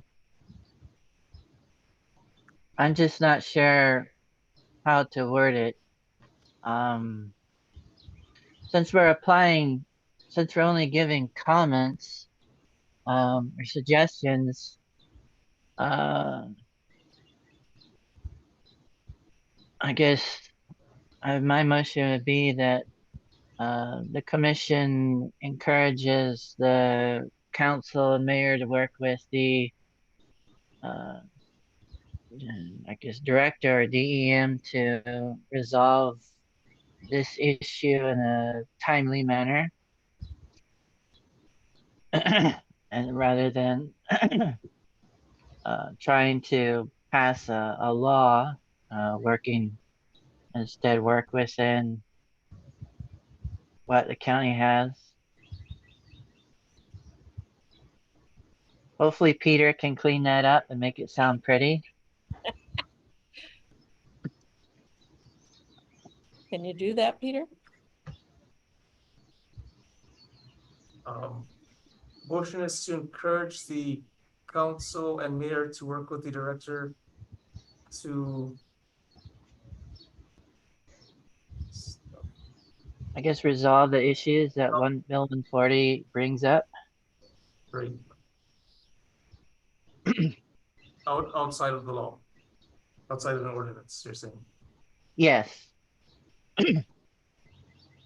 So maybe more specific, are you saying that you would encourage them to increase the level of service at the Kalapana waste transfer station? Is that what you're saying? Because that is the issue that the bill is seeking. Yes. Either through the budget process or taking a day away from one place and adding it to another, but whatever they could work out to accomplish, more days at Kalapana without having to pass an ordinance. So gist of my motion. Okay, so you want to restate the motion and we still would need a second, but let's get a good statement of the motion. If right. What's up with this? Motion is to work with the administration and council to increase the level of service Kalapana transfer station outside of the 140. All right, that sounds good. Is there a second to that motion? I'll second. Beats? Additional discussion, or have we talked ourselves out? I just have a quick question regarding the motion. Is that not already happening? I feel like that is what's happening within even previously to the bill. So just a better understanding of the intent. I feel that I'm just slightly confused on what expectation of the end result is from that motion. Well, I guess to the other issue is basically our response to Bill 140 is no. We are not supporting it, but we are encouraging continued discussion and work to we support the intent of the bill, but we don't support we don't support the vehicle as using an ordinance to accomplish that goal, is essentially what I'm trying to say. Okay. And And is Jeff, that not what, like, if an action, again, I'm so sorry, just because I want to be really clear as to what this means. Because I do want it to take place, but I don't know if that is an appropriate recommendation at this time in regards to a bill that is put into place. Is there not any better vehicle than the government framework that's set up to put in course an action that's not being done to serve the communities? I mean, is this not the process that you would do that? Because if service is not to be provided over so many years? Because when you pass a bill or an ordinance, how you word it, you set that in stone. That doesn't allow flexibility, and it could discourage new ideas, ingenuity. Opening a new trial transfer station would be more difficult because now you have two instead of one, or it's always best to work. I guess what elected representatives have shared with me, it's always best to work within framework of the system or administration rather than always running to passing laws, because you can't see the future. You don't know how that could possibly affect or hinder future operations. That's usually been my mentality in regards to passing ordinances or laws. And just listening to what the director has said, it sounds like it's possible that they can do this without the ordinance. It's just, for whatever reason, they have not acted on that yet. So maybe the mayor needs to prod him along. I don't know. But I'm not for an ordinance in this regard.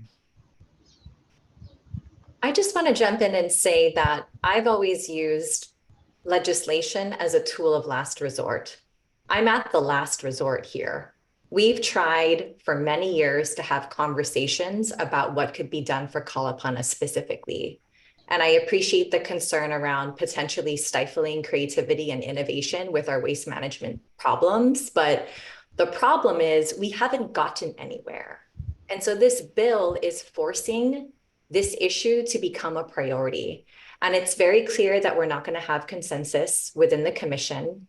So my very humble suggestion is to document who is for this bill, who is against it, who is abstaining, and who is excused, and be very upfront with the council about where everyone stands, and just list everyone's concerns, but also everyone's desires for what could be done to resolve this issue. Thank you. thank you, council member. I've got hands up across the top row. Start with Del. Again, this is a discussion of the motion to encourage council to work with the administration, including DEM, to further work on ways to increase service to Kalapana. Thank you. Yeah, thank you. So, I am for it. For not only the reasons. That motion? Yes. We've already voted on the for Bill 140 motion. So now we're talking okay. Motion. So what is this? What are we? No, I'm sorry. It's just that it goes back and forth. it's like I want to be clear too, because it sounds as if all we're required as a commission to advise on what's been brought before us. And so I take that and I am for the bill, and there's no We other know that, reservation. and we have your vote. It is documented, will be documented in our minutes. So we voted on that motion, and now we are voting on a new motion that is encouraging, not saying don't ever do Bill 140, but saying what we want you to do at this point is encouraging discussion with DEM and council to increase. So, you know, supporting the intent perhaps behind Bill 140, but not Bill 140 per se. So I don't think we need to go through the arguments again Okay. on why we should vote yes on 140. We did that vote and it did not pass. So now we're looking at a separate motion as our alternatives. We didn't support it, so that's not one of the alternatives left to us. It is say nothing and just let council go as they go, or to say something else that we recommend these actions be taken in lieu of Bill 140. And I think that's what we're talking about right now.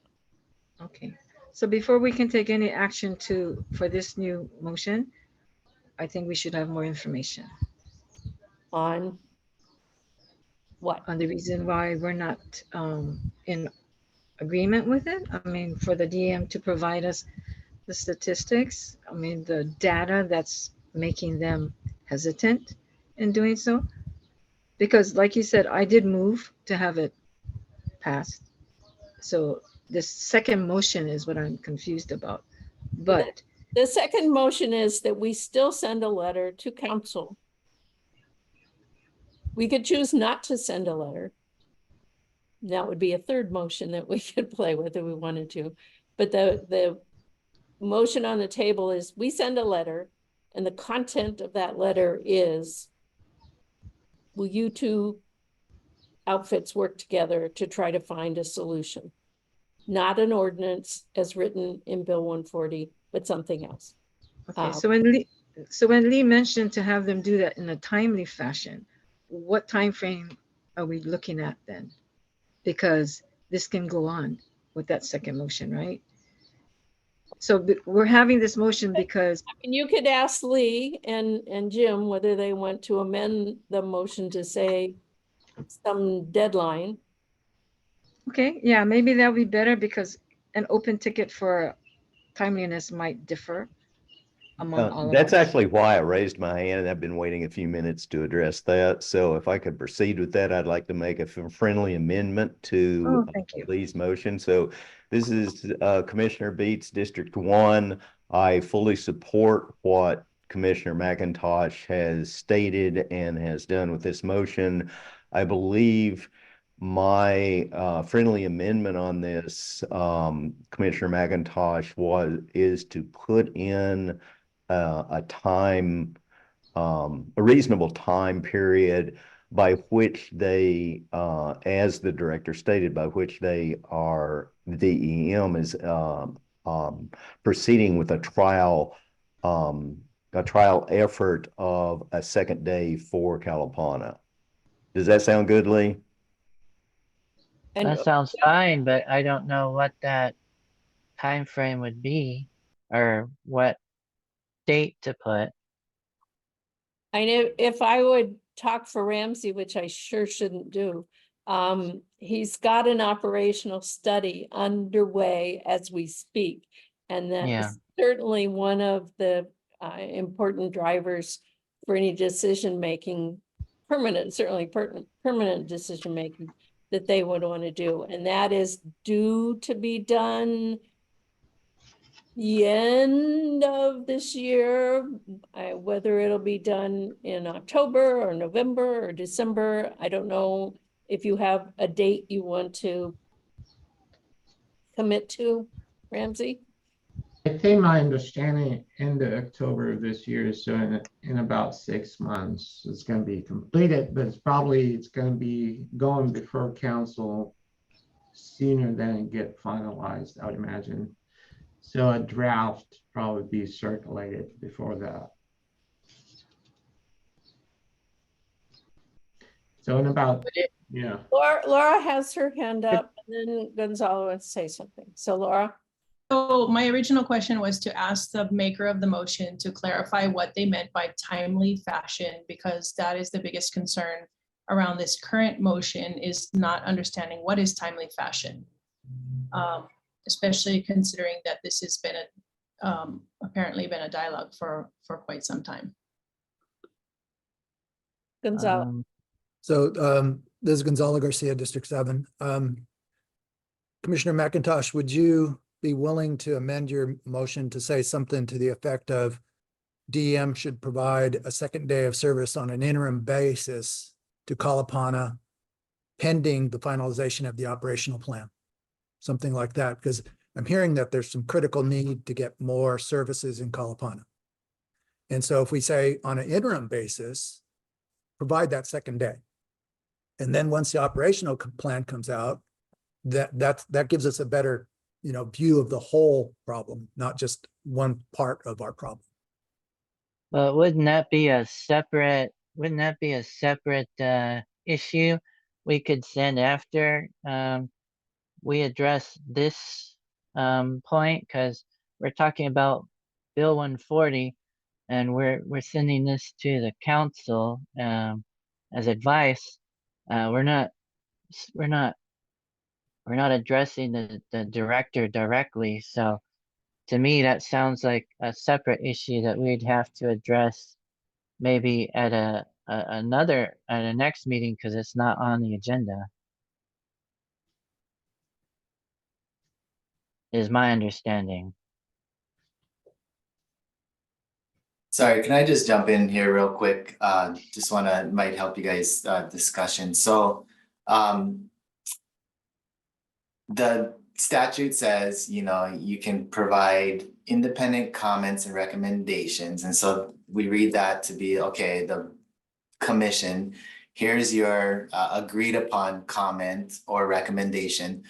But the EMCs could also, I've seen another advisory commission where, they couldn't agree on anything, and they just didn't want to not provide any comments. So what they did was they said, okay, we're gonna vote that we're gonna each provide our individual comments. And so you submit your individual comments to whoever by this date, and then we'll just provide that document to council. So that's another option that you have. So it's pretty wide open as far as how you want to approach providing comments and recommendations. So that's just another option for you guys. So initially, when I spoke earlier, I was saying, you could go through issue by issue.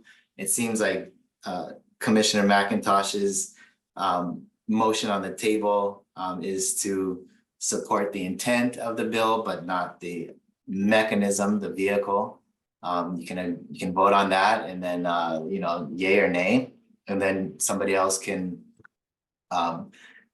bring up comments or recommendations issue by issue. I mean, somebody could say, I'm okay, I make a motion to say that whatever. But anyway, so those are some options that you have going forward. Does anyone have any questions on that?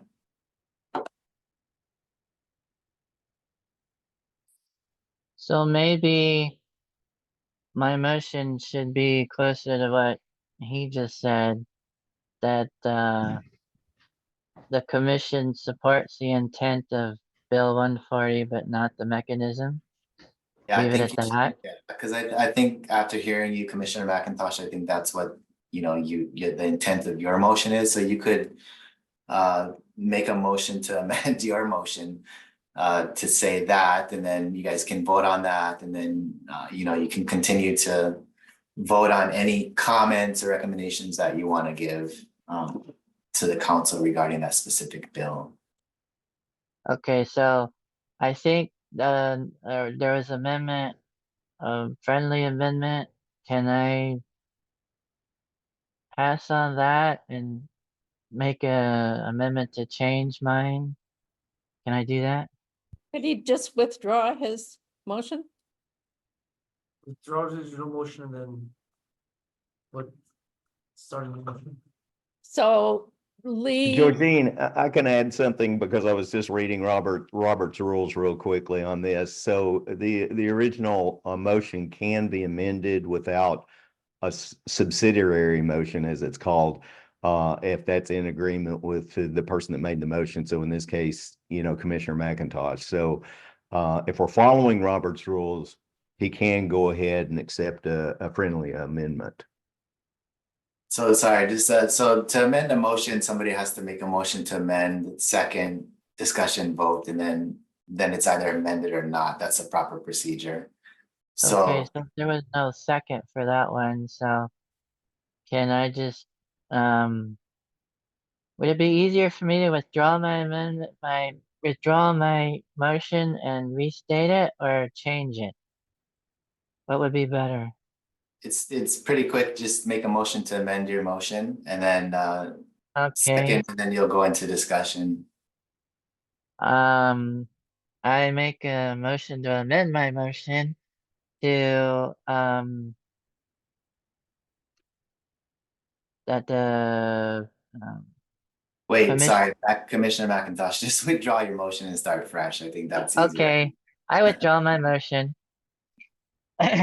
And I make a new motion that the commission supports the intent of Bill 140, but not the mechanism. I second.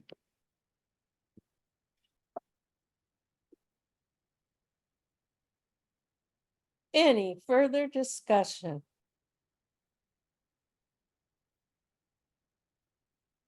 Let's do a roll call vote on that one. Ms. Ocasio, Aye. Mr. Beats, Aye. aye. Mr. Garcia, Aye. Mr. McIntosh, Aye.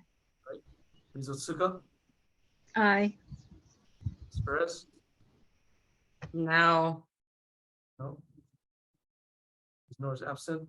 Chair Adams, Aye. aye. Chair, you have 6 ayes, 1 nay, 1 absent. Okay, the motion passes. Now we can entertain a motion to somehow compile a list of recommendations from each of us individually.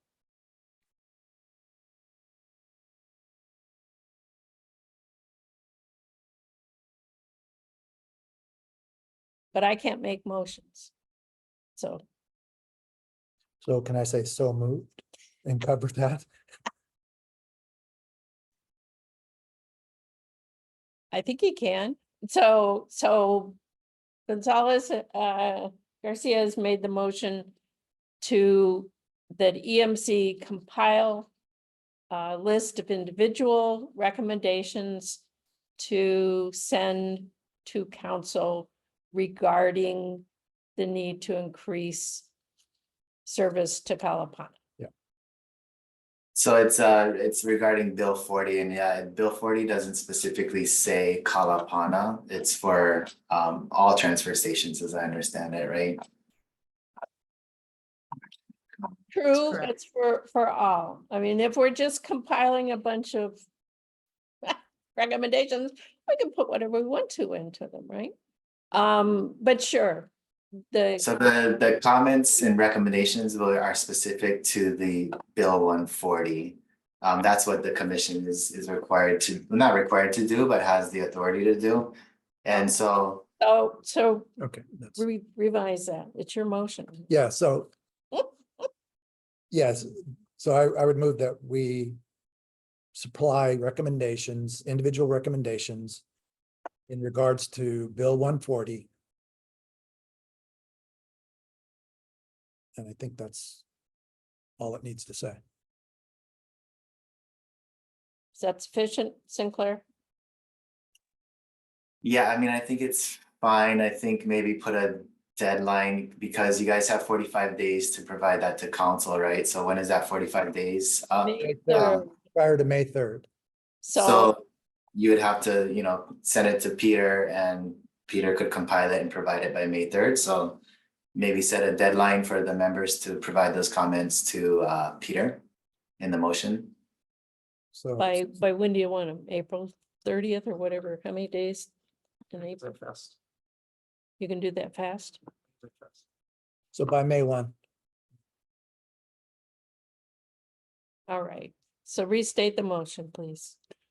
The motion hasn't been seconded, but motion is to compile a list of individual records to the council regarding Bill 140 And recommendation. and recommendations.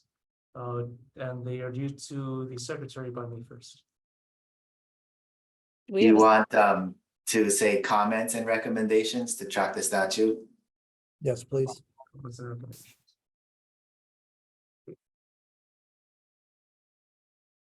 do we have a second on that motion?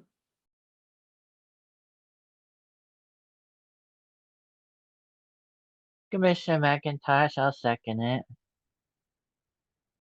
Any further discussion?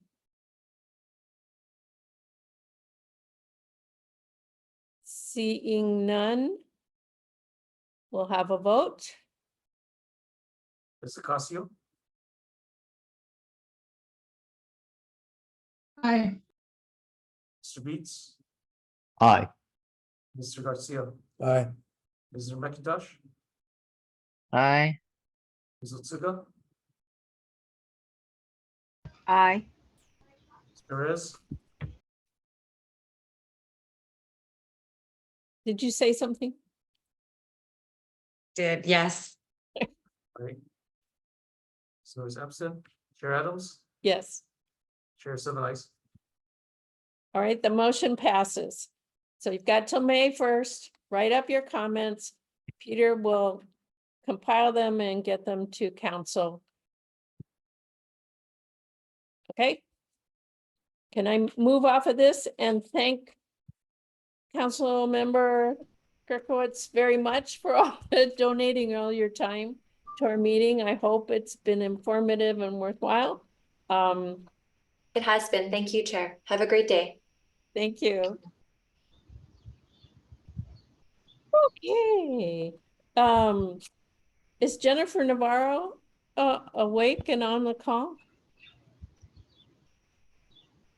You are.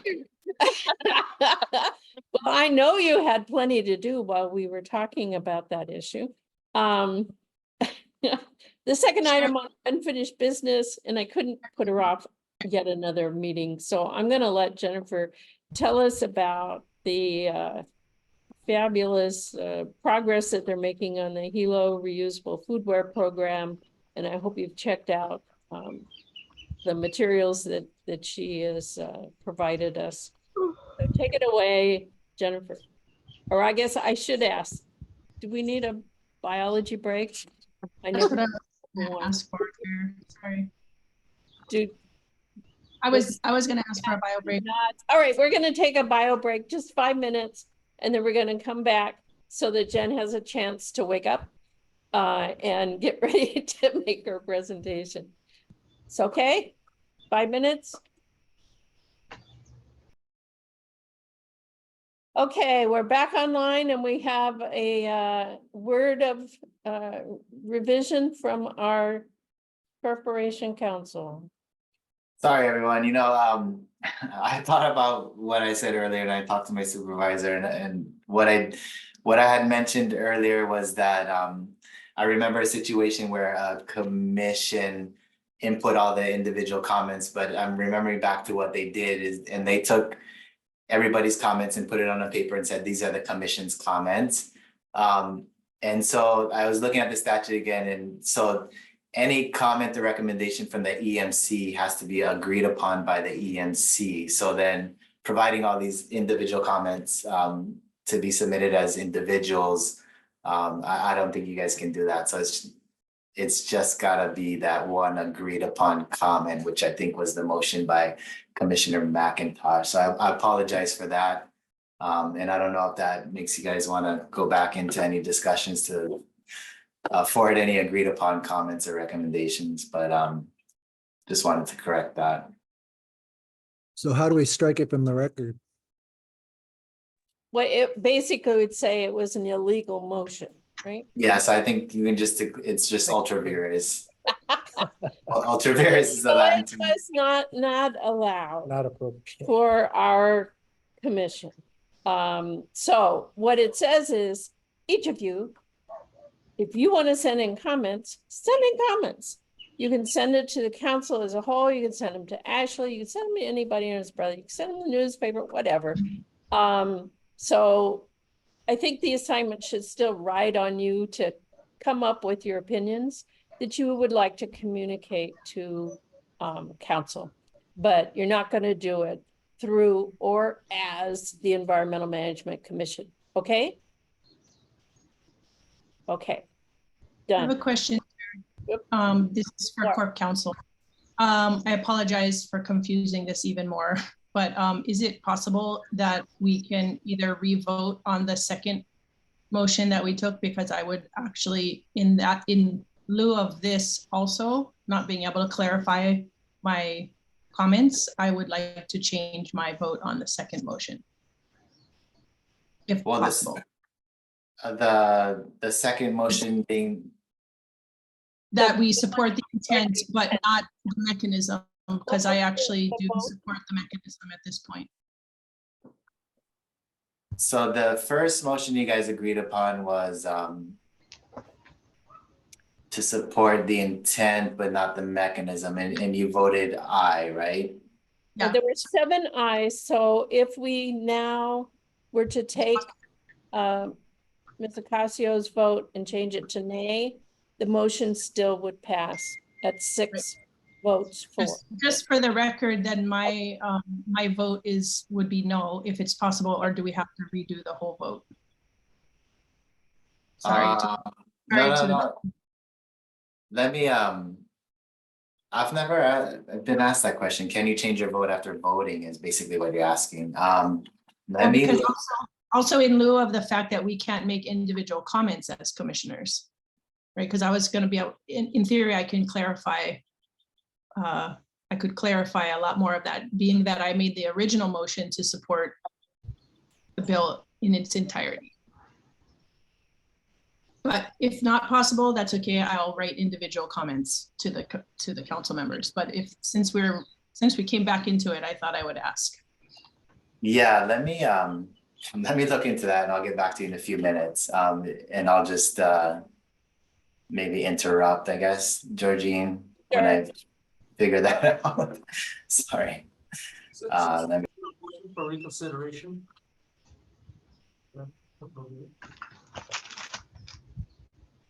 Peter, did I hear you saying something? You're asking for, oh yeah, a motion for reconsideration could be another vehicle. I think I heard Peter say. So I guess you could, maybe you could do that. Member Ocasio, a motion for reconsideration. You could get a second and you could explain why you'd want it to be reconsidered. And then you could all vote on it again and you could change your vote to make that record clear. I apologize to the commission for this, but in theory, we could do it fairly quickly. I would like to motion for reconsideration of Commissioner McIntosh's motion to support its intent, but not the mechanism, under the idea that I would like to change my vote for the record. Is there a second to that motion?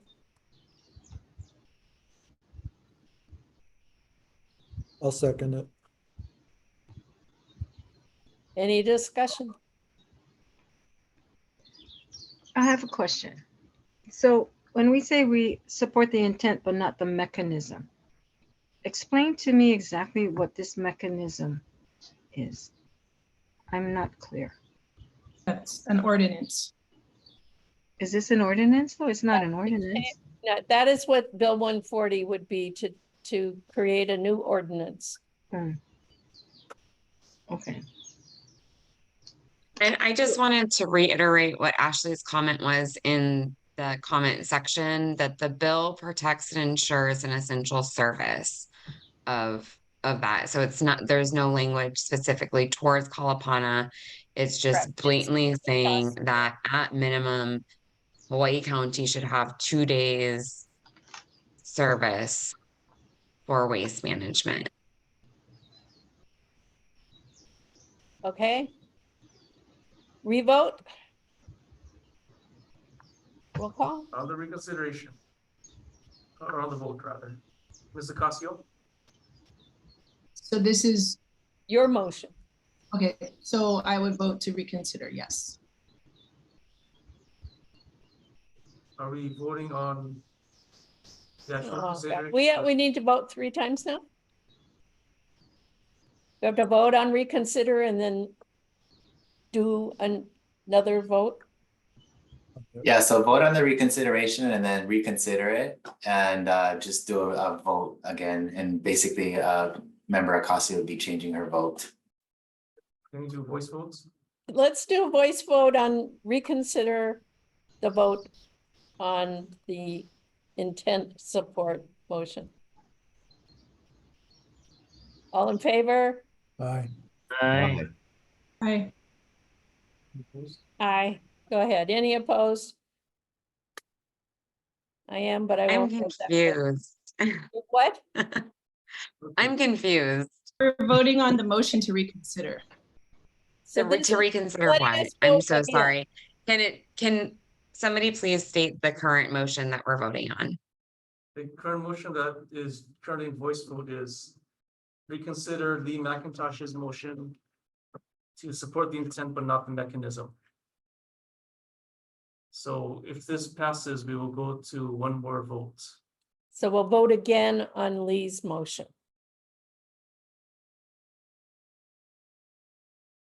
And this is so we can have I said senator, so we can have Commissioner Ocasio's opportunity to revote, to have her documented.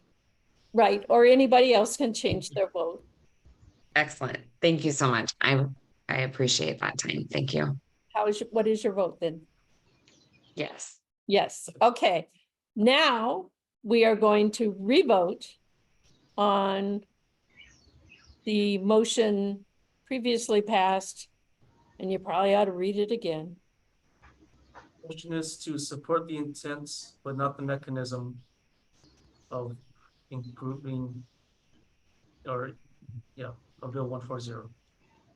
Okay, intent but not mechanism of Bill 140. Roll call. Ms. Ocasio, Okay, no, Mr. Beats, Aye. Mr. Garcia, Aye. Mr. McIntosh, Aye. Ms. Otsuka, No. Ms. Perez, No. Ms. Norris, absent, Chair Adams. Aye.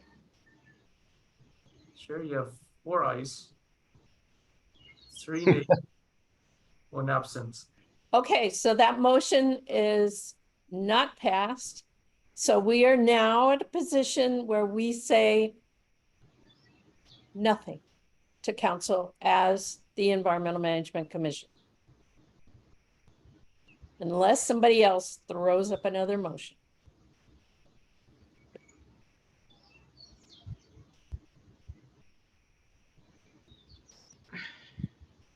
All right, hearing no new motions, the EMC will not. Can I ask a quick question? Yes.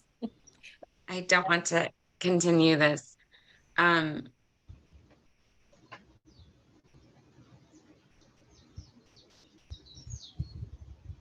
I make a motion?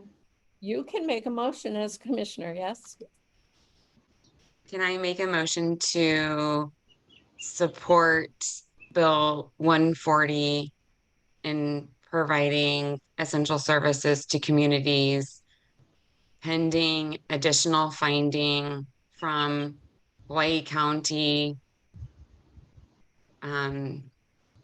it's not the research, but it's the pending findings from the current study that is going to be finalized come May 2024. October, but yeah. Sorry, October of 2024.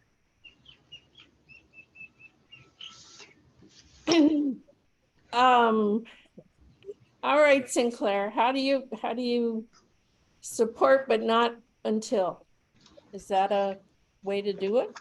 Wait, say that one more time. What is your thoughts, Commissioner Perez? That we would like to support that we would like to support the intentional of providing essential services to communities that Bill 140 states. So maybe you can just say. Pending future, I'm sorry. No, sorry. Pending future applications based off of the October 2024 study. Shoot, I don't understand that one. So you're saying that you're in support of essential services or an increase in essential services? In support of an increase in essential services, but that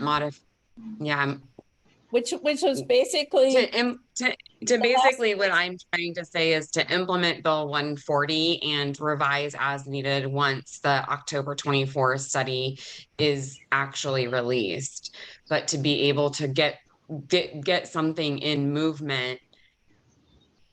Just because a study is released doesn't mean that actions are going to take place. And so I understand the value of the study of the research and think that it will actually inform what we do 5-10 years down the road. But the immediate service of what that 140 would offer, can we not put that in place? And then in the future, as these studies come into finalization, be able to then move forward with what the studies are recommending. Sorry, so there's a study. Can't be a motion, but. So there's a study, just so I understand what you're thinking. So there's a study that is going to come out in October 2024 that will provide data on where these services are needed and necessary. Is that what that study says? Correct. To my understanding, based off of what operational study of solid waste operations. So it'll cover a lot of stuff, including the operation of all transfer stations. And I understand your intent, but I think it is beyond complicated for a motion and what we would send. It would just be a recommendation. What we're being asked is not, we're being asked to send a recommendation. So can our recommendation be to implement, to basically triage what's needed right now for that community, implement 140, and then be able to revise or be able to continue? I'm just like taking all of our concerns, Commissioner McIntosh's concerns of stifling innovation and future progress. I want to recognize the study and I want to recognize the need of the immediate community. And there's got to be a way to be able to merge those together, to be able to at least have some kind of recommendation that we as a commission can put forth to our council. So I like that. Sorry, what was that, Commissioner Atsuko? I like what Erica said, but you know, I noticed. Sorry, can we have for a further discussion? Yeah, are you seconding whatever her motion is? Well, she didn't make it yet, right? So, but I was just looking. Number 722 talks about the update for the solid waste operational study. So would it be better to have the director go over that update for the study before we try and make another motion on this? Because then everything is based on this study, right? Kind of. Yeah, I think, Del, that's the reason I was raising my hand. If We don't. Erica's You gotta tell us. motion is probably become contingent on the study. But remember, the whole idea is you don't want it to become a law because you will lose flexibility.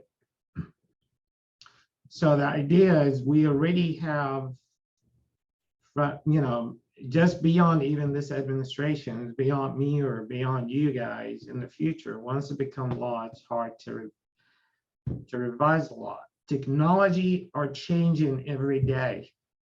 If you want to put yourself in that little pigeonhole where you cannot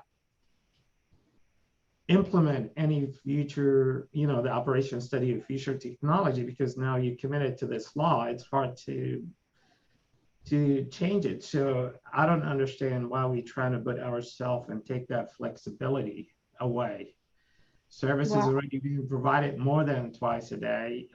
If the intent was for one site, let's finish the study and it could have more than one side.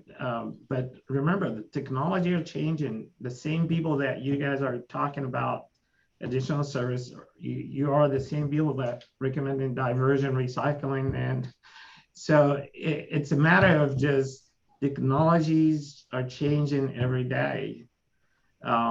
You know, different type of services will be As provided. chair, I would like to say, come on, time out, guys. We voted on this many times. I would like to allow Jennifer Navarro to give her presentation to us, since we deferred it from our last meeting. And I think it may be appropriate to revisit the request, because as I understand, motions can be made at any time on any topic. We wait until we get hopefully to the director's report and the solid waste operational study update, and then we can come back. I think we need some time out.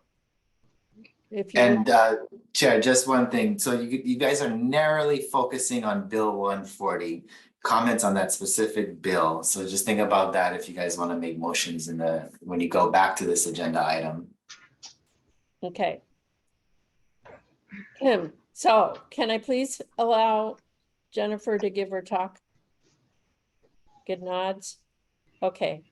So going back to item, I've lost my place, 5.2 on our agenda. Jennifer, quick, talk fast. Zoom through those slides. Sure. So I'll just quickly introduce myself. I know that some people, there's quite a number of new commissioners since I think I last presented on this project, but I am Jennifer Navarro. I'm the program director of Zero Waste Hawaii Island, and have been working, really trying to be a champion of reusable packaging systems in Hawaii and broadly. It is a national, if not global, movement now to try to reduce the amount of waste that we create in the first place through waste prevention programs. And as many of us know, like, packaging makes up a huge portion of our waste stream.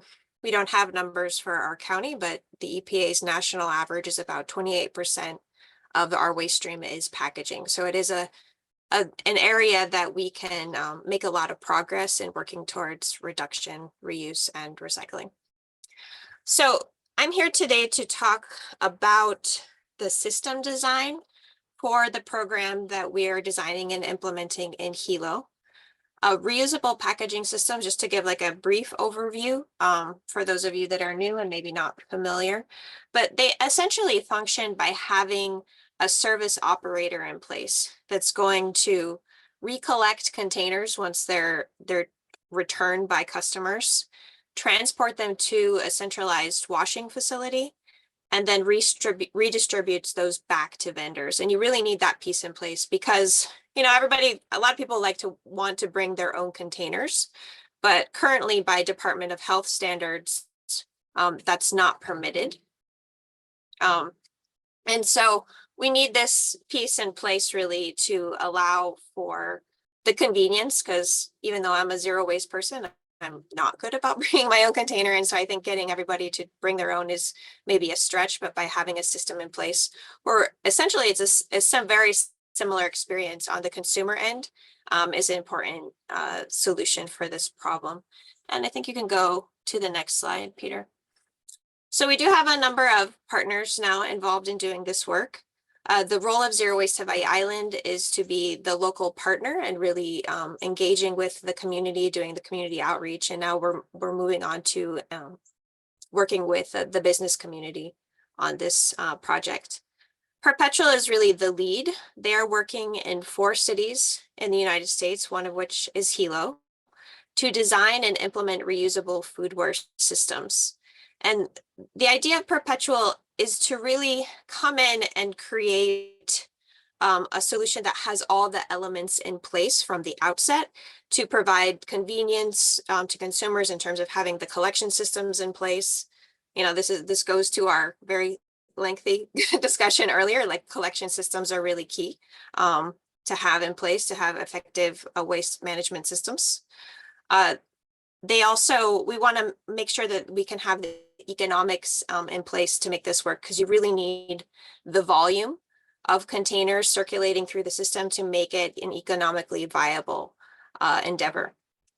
We're also working with Sea Grant, Hawaii Sea Grant, to partnering with them on one grant, and I'll talk a little bit more about our funding. So they're the applicant for that. And then also County of Hawaii was the applicant for another grant, which is funding the infrastructure for this project. So you can go to next slide. So yeah, we're really fortunate. We're probably the largest public funded reuse project in the country. There was a whole, there's a whole bunch of money coming right now from this Inflation Reduction Act and the bipartisan infrastructure law that's really helping to address a lot of our solid waste and anything to do with climate change, really. So we have $1.5 million that's going to the county. As I mentioned, that will support the infrastructure, establishing a dishwashing facility, getting transport vehicles in place, having tracking technology for the containers, which is really critical for making sure we have high return rates, and also having return bins around Hilo to make it convenient. The pollution prevention grant, that's the one that's awarded to Hawaii Sea Grant, that allows us to bring on a person to provide technical assistance to businesses and also to 5 schools and 5 community organizations that have meal programs. We just have this week, Paul, starting with our team, and he will be really the person to start engaging and working with the business community. And then hopefully we did make it into this climate pollution reduction grant that the state is applying for. It's a $50 million grant going to a bunch of different projects across the state. And so we have additional money that would help with leasing a space, hiring on a person to be a reuse extension agent for 5 years to expand this program across East Hawaii, and additional infrastructure. You can go to next slide. So where are we at in this, long process? We started with this mapping and engagement all of last year. We did a lot of outreach in the community and had hosted workshops. We're now in this design phase, which includes why I'm here today. We essentially had meetings all through the beginning of this year until March, public meetings to field input on the different the design elements of this system. Once we finalize the system draft in June, we will begin the system setup process, which will include putting out an RFP to find a service operator. So to be clear, like Zero Waste Hawaii Island, the county, Perpetual, none of us are going to do the service operator piece. Our role is really to help establish and set up this system. But a business will actually take on that role. We hope to launch this at the beginning of next year, perhaps in February. You can go to the next slide. So as I mentioned, we did lots of community engagement. These are just some photos, but about 700 different community members were engaged either through outreach, tabling. We had lots of meetings with different stakeholders over the last year to help get to this point of having our first draft of the system design. You can go to the next slide. So here's just an overview. I already kind of touched on a lot of this. We are technically in the draft 2 portion of this, you know, and as far as our timeline goes. But we haven't made any changes to the initial draft yet. We've had a lot of, I guess, support and some comments, but nothing I think that is really suggestive of making any real changes. Hopefully, maybe the commission today will have some suggestions on the different systems. So I'll be walking through all these different elements of the system currently. So in the interest of time, I'll move on.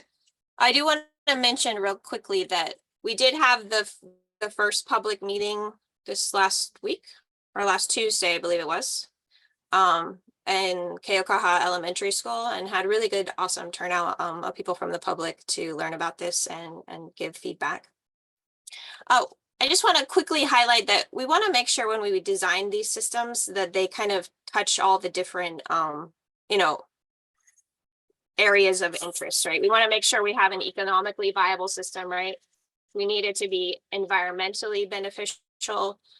We want to make sure health and safety things are concerned. We want to make sure we're integrating well with existing infrastructure within the city. And we want to make sure that it's there's equitable access, accessibility to all members of our community to participate in the program. Here, next slide. So there's lots of different elements of a reusable foodware system that I'm going to walk through. We want to make sure we have a way to track the containers with technology. We need to make sure we have those reverse and forward logistical pieces in place. So we need to make sure we have a place to wash the dishes, which has been a real stumbling block here in Hilo to even doing a pilot program. Just like a lack of dishwashing infrastructure is a reality, not only in Hilo, but pretty much across the state. We go to the next slide. So the first element that we'll be talking about is the revenue model. So essentially, how do we pay for this? We decided through the discussions that we had and during our meetings that it'll be a pay per reuse model, essentially meaning that each individual, I'm sorry, not individual, but the business will pay like a per use fee for each container. So it's very similar to what they're paying now. They pay us, you know, a per use amount for each use of a single use container. And possibly offering lower per use costs for higher volume usage. And there's been a little bit of, you know, some people, you know, felt as though it wasn't as equitable to maybe favor larger businesses that have larger volumes. But my argument is that the more businesses that are participating in this, it's going to lower the cost overall for everyone. Economies of scale is a reality across, I think, any kind of business. So with scale, we can reduce costs. There's lots, I just have listed here other different models that exist and that are being done in other places, but I'm not gonna, in the interest of time, not go into detail on those. You know, go to the next slide, Peter. So we have some graphs here. I just wanna highlight some of the data here that we have is from work that we did in terms of collecting the different workshops that we did. This was actually, we brought on a few people just temporarily to go and talk to businesses to get an idea of the different types of containers were being used so we could move forward with a decision. We did decide to start with just doing containers, so not cups and containers, but just containers, and then move on to other packaging formats when ready. That's because, as you can see from the data, we are mostly using, more businesses are using containers rather than cups of different sizes. You can go to the next slide. For the container types and the type of material to be used, the plan is to offer a mix of small and large food containers with bento boxes and single-use compartment containers being the starting point. There wasn't a huge amount of enthusiasm for plastic, so we're going to look at using glass and stainless steel containers with simple universal branding. And so this graph here is data that we collected during the workshops and also at outreach events throughout the year last year. Yeah, next slide. In terms of technology, the technology piece is really important in terms of tracking the containers and making sure we're having high return rates. We want to make this system as convenient as possible. Like, we don't necessarily want, each time someone's gonna join the system for this first time that they have to go through a lengthy process of downloading an app. So there is this kind of seamless checkout where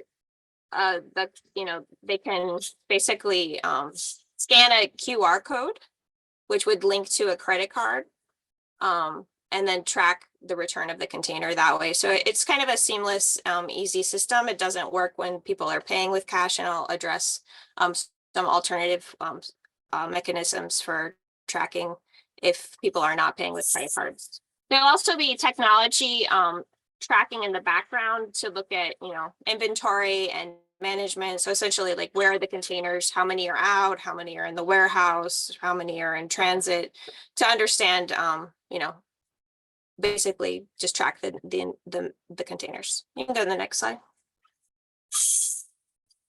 In terms of return incentives, this kind of goes along with the tracking in the sense that we really need to make sure that we have high return rates. We need a return rate of at least 90% to have a successful program in place. If people are not returning containers, then we're going to have at least environmentally friendly solution than a single use system. So it's really critical to incentivize return. We had decided to make it free for users to check out a container, so not a deposit. But if they don't return, there will be a non-return fee. So basically, after 1 week, if the container is not brought back, then they would be charged essentially what the value of the container is. There will be an opportunity to extend beyond 1 week. Because we know people live in Volcano and down in Puna, and they might come into Hilo for the day and take a container home. So essentially, kind of like checking out extending your time period for a library book, you could extend the time out for the container. We'll also want to incentivize people to return containers that maybe they aren't ours. So maybe a tourist comes for the day and abandons their cup somewhere in downtown, or I guess a container starting out in downtown Hilo. The people could return, anyone could return a value for, or the container for a 15-cent redemption value. And then the token piece would be, this is the scenario where we could use to track people that are paying by cash. So it could be like a prepaid card or a keychain that they can check out the container, basically with like a prepaid deposit on it. And that would allow for tracking and incentivizing return. You could get maybe like 5 containers out at a time. And if you have your 5 out, then you're not going to get any more until you return some. You can go to the next slide. We want to make sure, again, that it's really convenient for consumers to return the containers. So we'll have at the launch of this program, 75 to 100 bins in public places, both with a mix of the tech-enabled and the non-tech-enabled. So the tech-enabled would be like where you could scan your QR code and the door of the bin would open up, and your container would be checked back in right away to you, versus just kind of dropping it in. It's still, we need these containers to be like pretty weatherproof and vandalism proof. So they'd still have that even if they were non-tech enabled. Some of the downsides of the tech enabled is they need, connection to electricity and that sort of thing. We also want to encourage businesses to have indoor collection bins and anyone that's participating. And we hope to eventually place up to 325 bins around the Hilo area, and maybe some areas outside of Hilo as well. You can go to the next slide. Okay, so for the collection locations, if you guys have your phones handy, or I can also send you guys a link or put it in the chat. These are some of all the different locations that either have been suggested by the data science team that Perpetual is working with out of the University of Chicago, from pins that people put on maps during our different workshop events. One thing I didn't mention earlier is that we will also have 3 roughly 3 redemption sites in Hilo. So this is like, it could be Mr. K's, for example, where people bringing their hi-fis in. This is where they could come and bring containers back. Some people, like we've talked to, don't feel comfortable throwing their container in a bin, so they could just hand it to someone and know that it's getting checked in right then. And also to get that 15-cent redemption value, that would also be, I think they would need to be returned to these redemption sites. You can go to the next slide. So as I mentioned, like we do need to establish a new dishwashing facility in Hilo. In a centralized location, and we're fortunate that we do have the funding for the equipment to do that.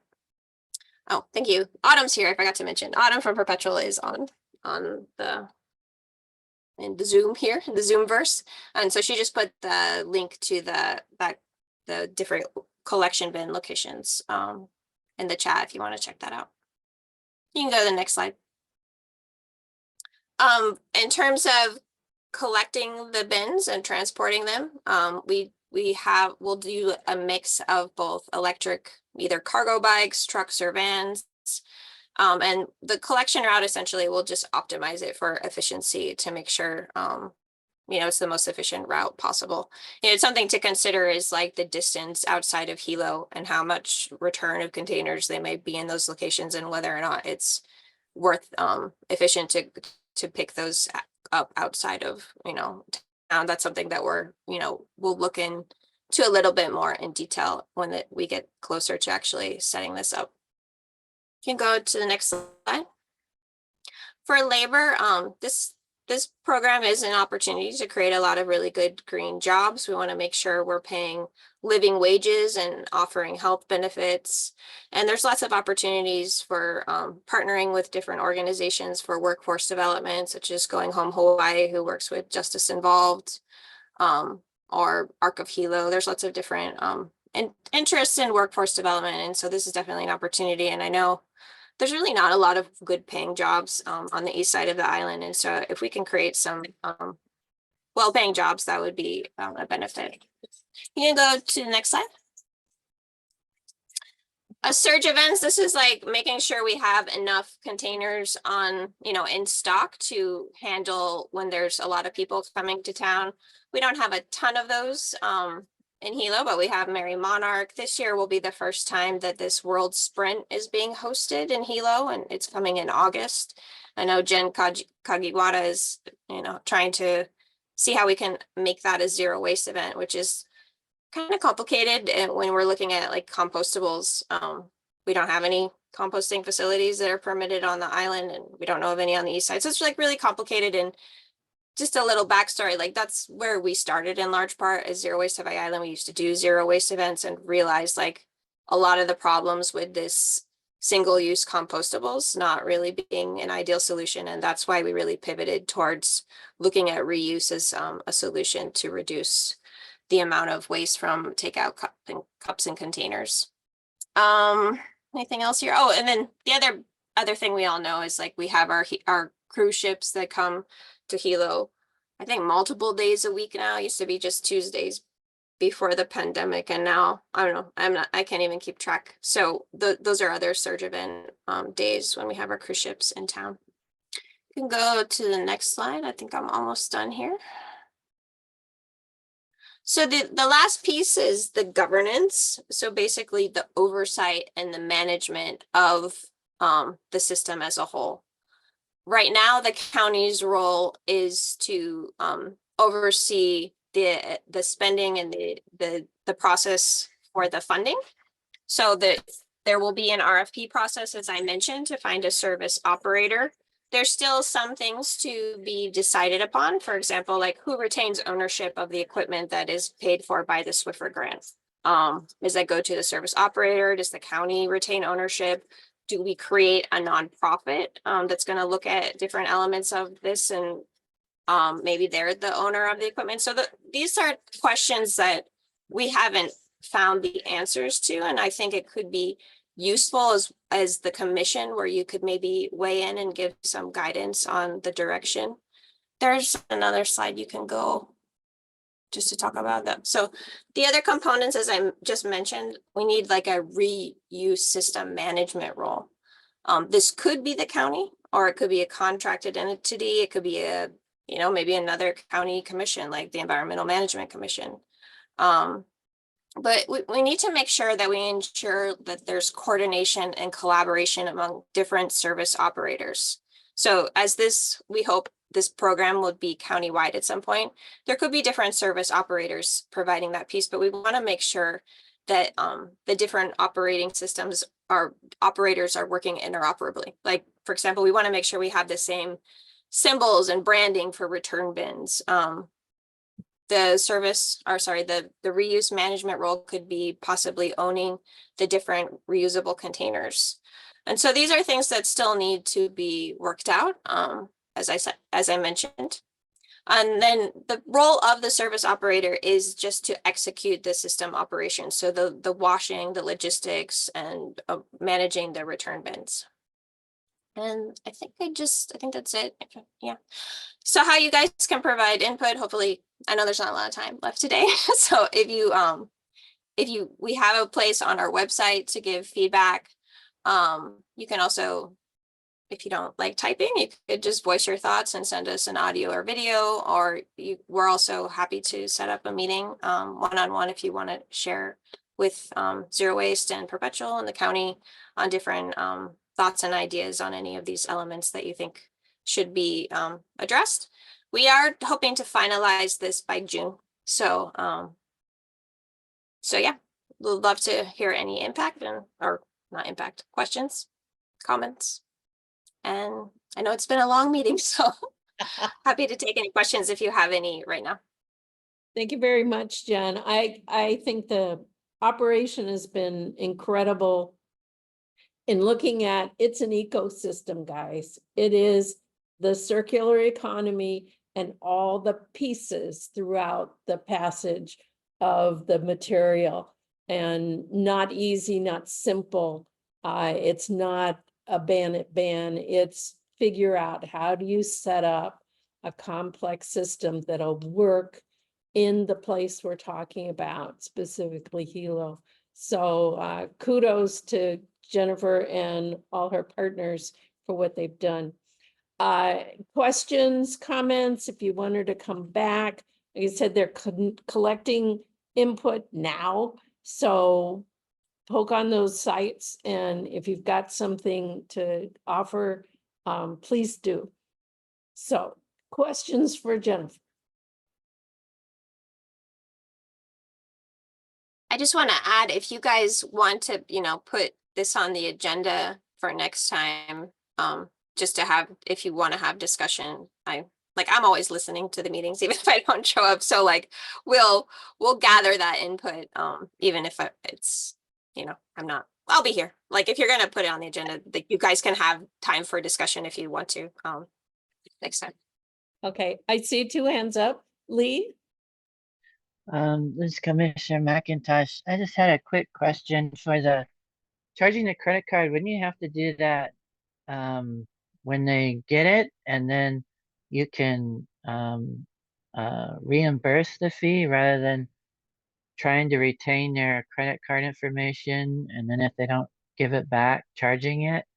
Because I know dealing with stores and whatnot, they always say, well, we can't keep your credit card information on hand. So I wasn't quite, it just seems, if more incentive would be, okay, I paid $5, I want it back. So, you return it, so you can get that refund. Kind of like with the high five, except we pay 6 cents, you only get 5 cents back. So.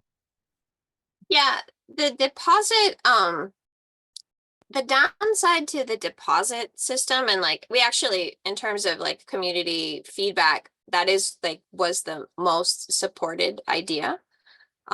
When we had workshops where we had discussions with people, they had in mind 5 cents, 10 cents, 20 cents as what a deposit would be.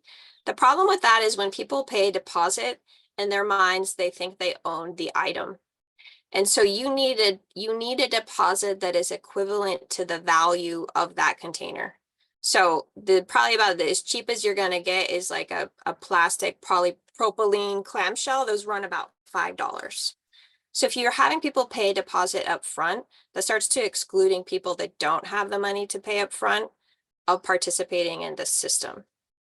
And so that's why we went towards, it doesn't cost you anything as long as you don't, as long as you bring the container back within the time period, you don't have to pay anything. But it gets a little tricky if people aren't paying with a credit card. And I didn't probably mention this during the presentation, but if someone goes past the week, they didn't extend their time, and then they return the container later, they would get their money back. In terms of like the security of having people's credit card information like that, I don't know if Autumn can better address that piece of your feedback better than I mean, it's going to be securely.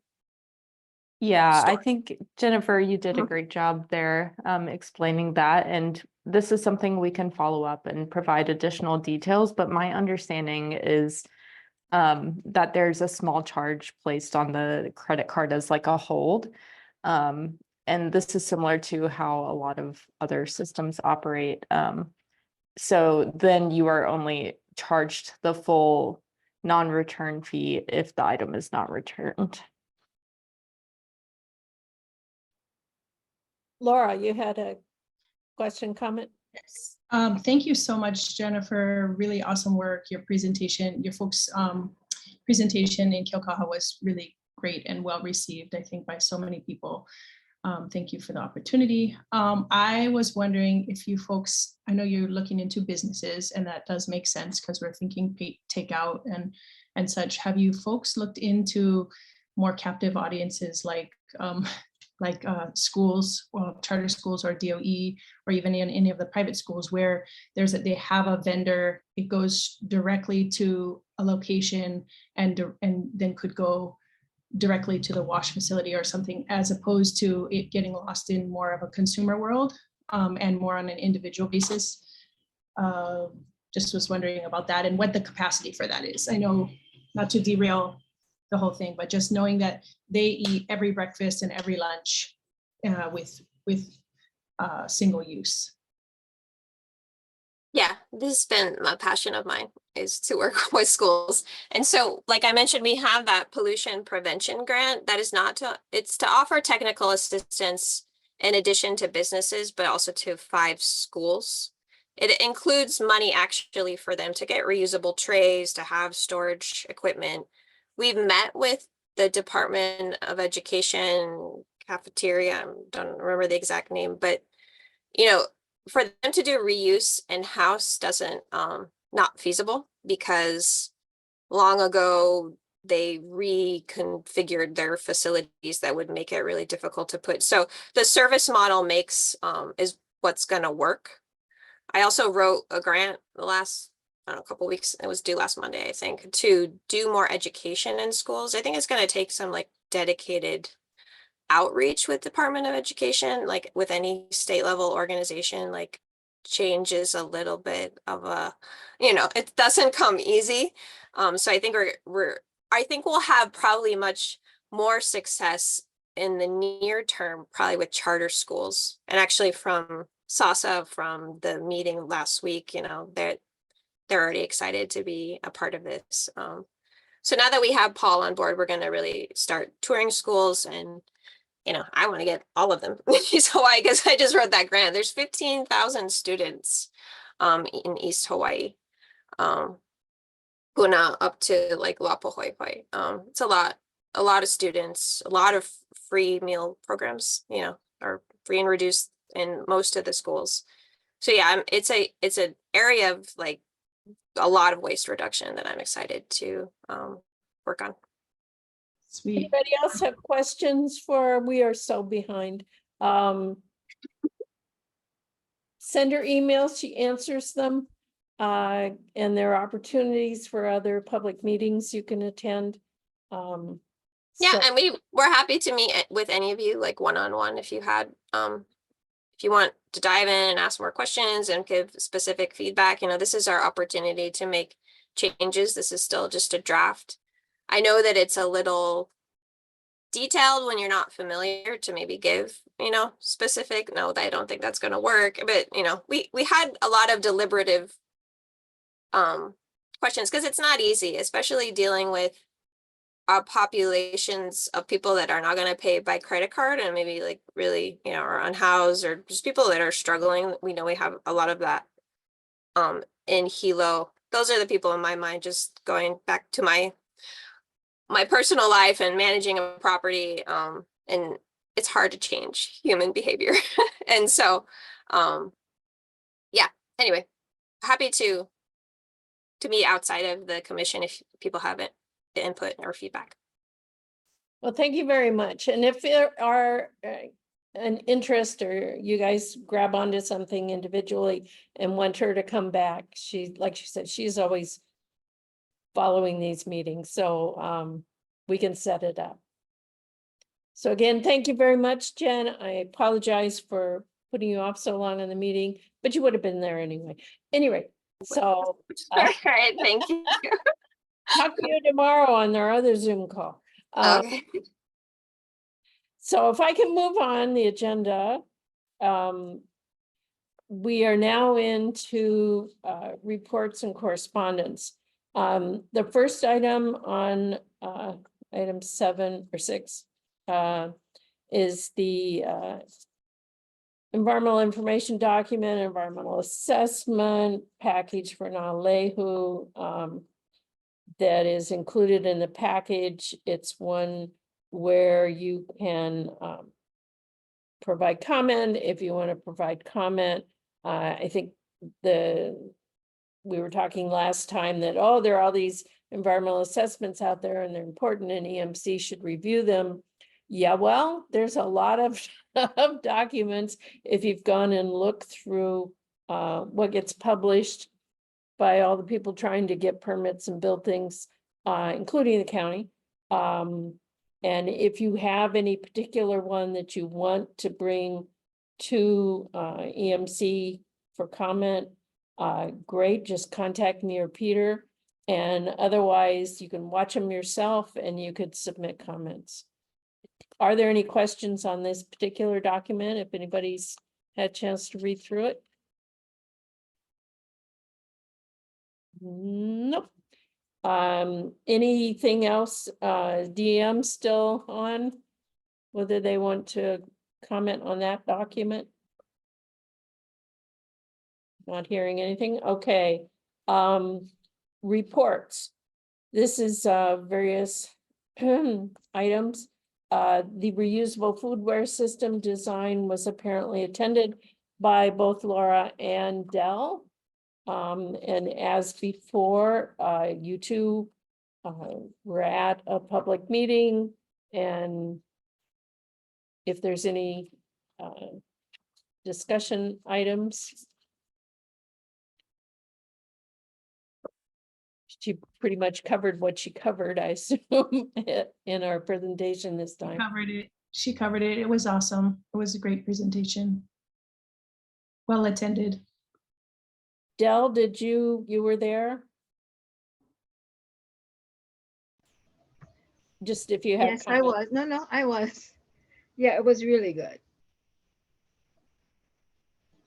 So they're doing a tremendous job in getting local input and explaining pretty clearly just how the system's got to work.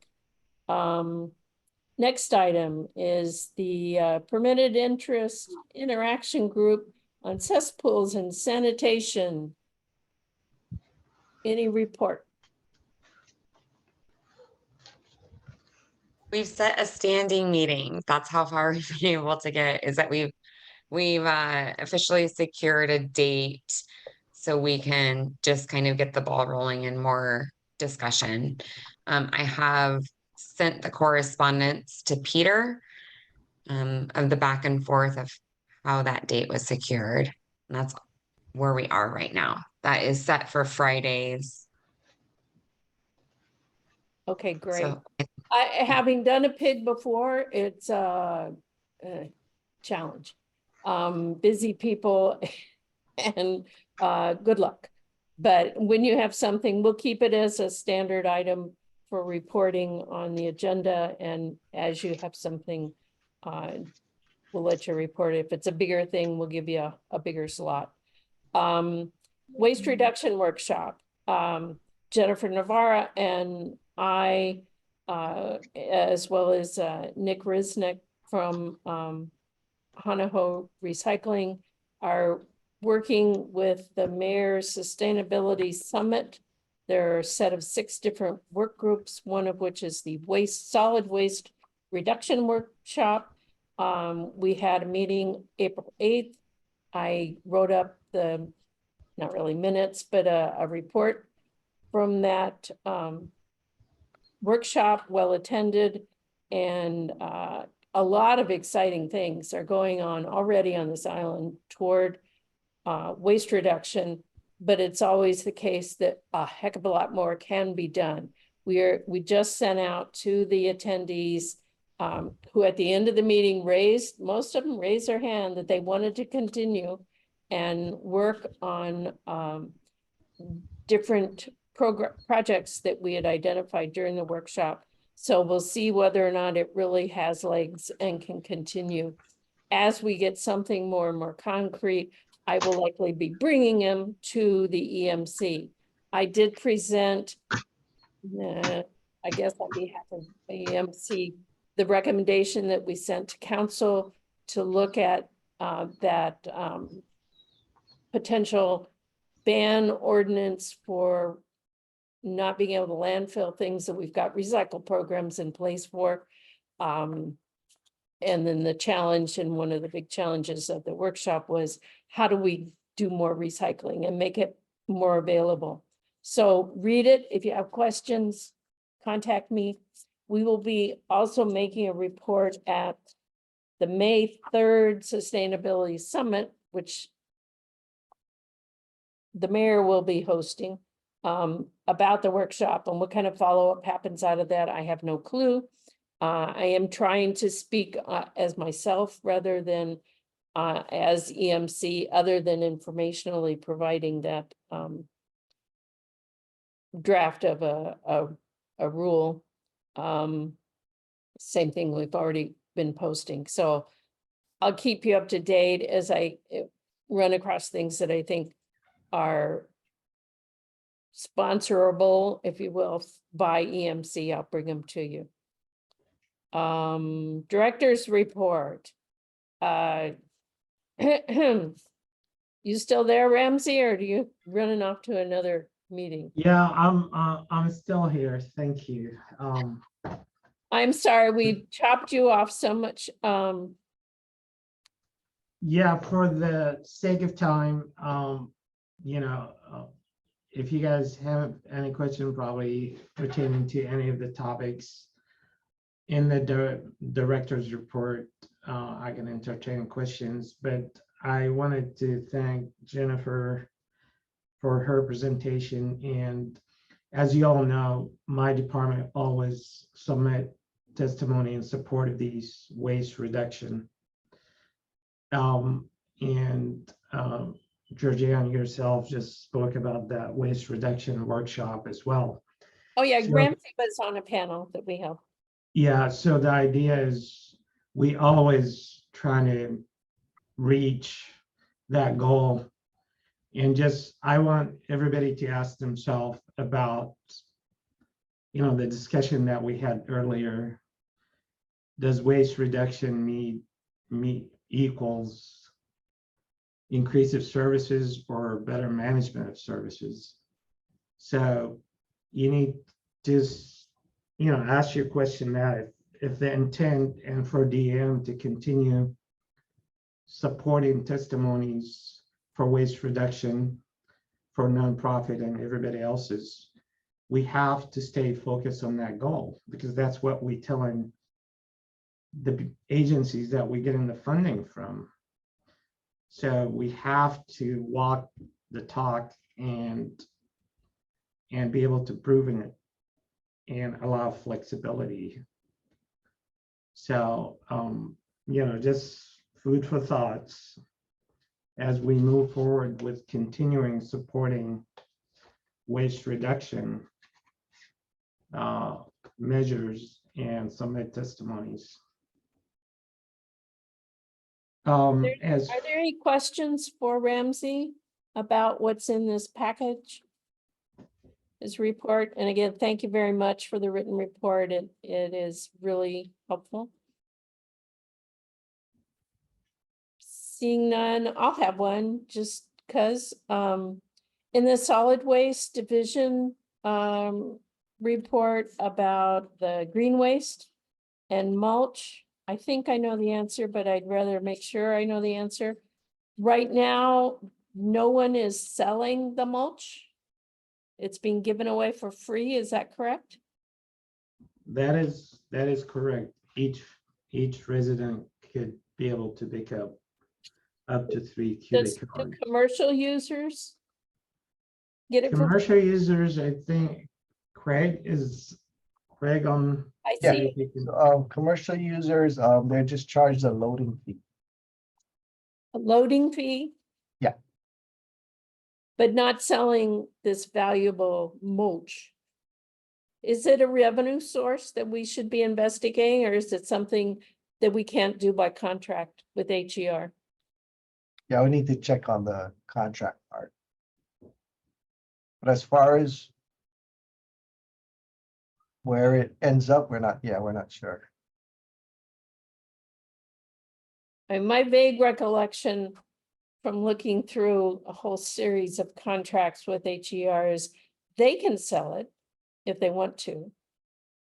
But the county was not getting any money from them for the mulch. From the, Anyway, I'm gonna put that on the agenda for next time, because what you need is steady source of revenue, and a lot of mulch is moving.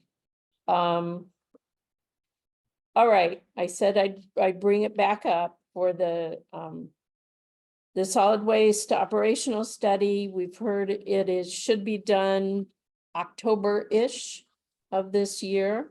And that we'll probably see some earlier draft results. And you'll get pressure from council to release that. But do we want to go back and do a motion relative to 140, Bill 140?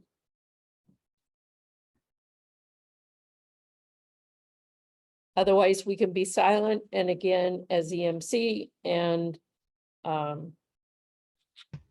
individually comment to our council people. So, yeah, I have a question. Yes, Del. So under that solid waste operational study update, was there an update? Did I miss that? Just that it's in process, I think. Anything If so far, Shelley's though? online, she may give you, Shelley, are Yes. you? Shelley? Excuse, Wait, we're hearing from. If you guys want an update, I think Shelley's is overseeing that contract. Shelley's? Yes, Are you- I'm here, Ramsey. Yeah, if you want to just give a quick update on where they at on the study. Absolutely. So Element Environmental, they are 60% complete with the phase 2. They're currently holding interviews this week with other counties such as Honolulu and Kauai. They are continuing their interview process from that phase 2.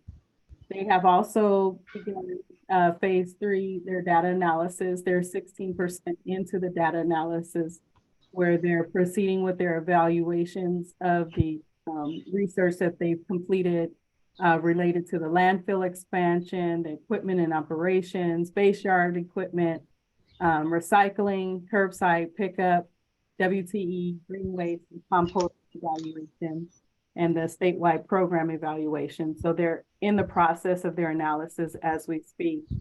As it relates to the draft report, Director Ramsey and Georgina have also confirmed, and we confirm as well, the draft, the current schedule shows that the draft should be submitted. I'm just going to say it's the end of August.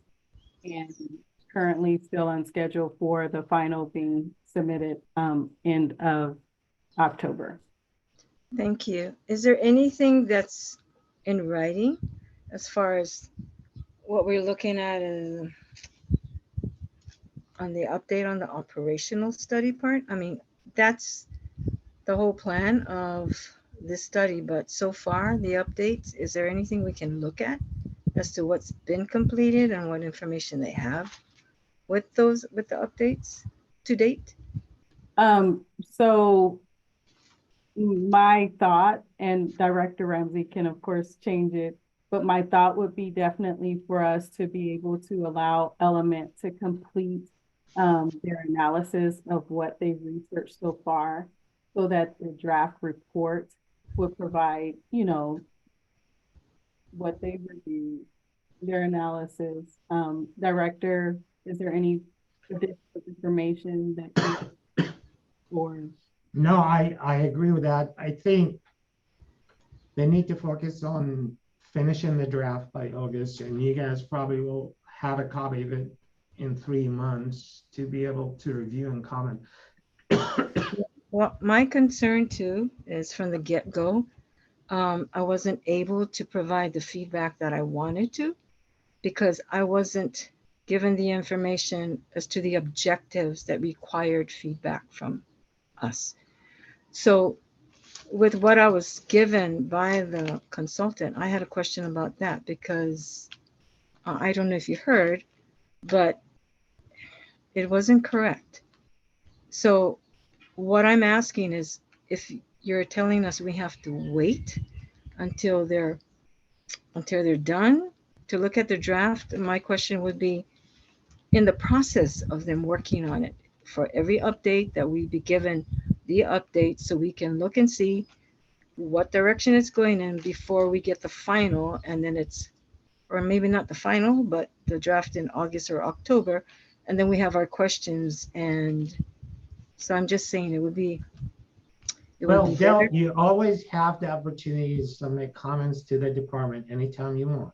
No, you remember? Well, yeah, but Ramsey, the comment feedback was during a certain period, and that's when they were taking it. I never got to give it because my question was, what objectives did the DM deem necessary for us to give feedback on? I never got those objectives. So it's hard to give feedback on something I'm not sure is not working. So I take it was from the 2019 integrated plan.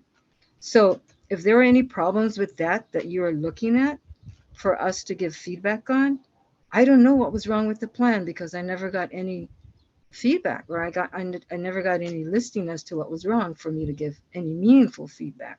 So all I'm asking is, if we're being told that the update will get it when they're done, I'm just asking, because I keep being reminded that we're an advisory board and it's hard to advise during the process if we don't know what's happening during the process.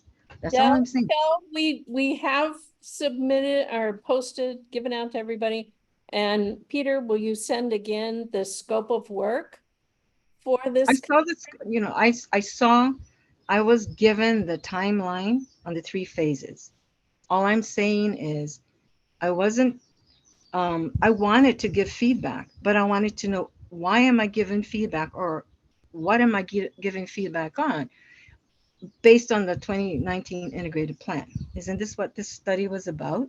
No, you know, looking at the inefficiency. You're supposed to give feedback on the scope of work and the objective of what we're trying to achieve. So if you read the scope of work and you have concern about the objective we try to achieve within that scope of work, that was the feedback you need to give. But the objectives weren't listed, Ramsey. Within the scope of work, Dale. What was that? Scope of work. Yeah, the scope of work, it lays out the different areas that they are focusing on. And even if you don't see what you're interested in and focusing on, I think that Ramsey and crew are quite open to accepting comments. And I understand as a former that. consultant, I guess I too I do not want to give away drafts when I haven't analyzed the data and put it together. So I don't want to be premature and jumping all over things that they haven't had a chance to vet within the department as well as within the consulting firm. So if there are particular areas that you are concerned with, focus on them. Well, I'm not looking to jump into anything. It's just that now with the Bill 140, it was mentioned that we should wait till the operational analysis is done before we can even look further into that. So all I'm asking, if this is going to be on hold another, in addition to the 3 years already, I can't understand that. That's all. I just can't. Because we don't know what's going to happen until this is done. And when we have questions after it's been done, it's like we're looking at more time that we need to talk about this stuff. I'm sorry. I just can't understand all the time that's being taken. And we're kept in the dark until, you folks deem necessary for us to be able to look at it. That's all. Dell, I'll take objection to this accusation of being in the dark. I'm not EMC accusing. Let me just finish. EMC gives director report every meeting. That's not keeping you in the dark. Well, the fact that we cannot know what's happening while this is going on, yeah, that's kind of in the dark. Well, it's a consultant work. You want to join a consultant on every step they're going to take to analyze? They need to take the time to put the data together. Well, and so how could they come but the data and present something to us? So I don't know if this is the right time to bring it up, but I did bring it up before, where I found some discrepancies in what was given to me. And so that's why you want me to tell you? Give it to us. Tell me now, or submit it in writing so we could forward it to the consultant. It is in writing and it was to the consultant. And okay, so Shalice, could you please make sure you follow up on that? And this is regarding the 3-page presentation that she had submitted to me. And I believe it was in October. I can get you the exact date. Yeah, but please. all I'm saying is I questioned her. And all I asked was to get the objectives from the DEM to let me know what it is they wanted feedback on. Because I couldn't possibly give any feedback to something I'm not sure is wrong. Because that was a very, 296 pages of the integrated plan. I mean, so I wanted to know specifically what was required or what was needed from us as far as the feedback. And all I got was this 3 pages of the presentation. And in that, I found discrepancies and then I let her know. And even then, and that was the last communication I had with her. So yeah, that leaves me thinking that, why can't we just have the answers or to the questions we ask? I mean, I'm not asking for a detail, just how come? Can I please, since we're way over time, okay. Can we take this offline? And I'd be happy to talk with you, Dell, and maybe Shirley's about what kind of information we could package up to provide areas for focus and concern, perhaps, that you have around data. Dell, okay? Can we we'll set up something? Sure. And then we can get back to EMC next time and try to address your concerns. Thank you. I think we need to go offline. So I want to go back to the question of, are we done with Bill 140? Lee. This is Commissioner McIntosh. I guess I'll try my hand at it again. I make a motion that the commission supports the intent of Bill 140 and just leave it at that. Because we all support the intent, it's just how you go about it is what we differ on. Second. Thanks, Lee. I'm sorry, what was that last comment? Thank you. Okay. So Dell, second. okay, we've got a bunch of seconds. So it's EMC, the motion open for discussion now is that we support, EMC supports the intent of Bill 140.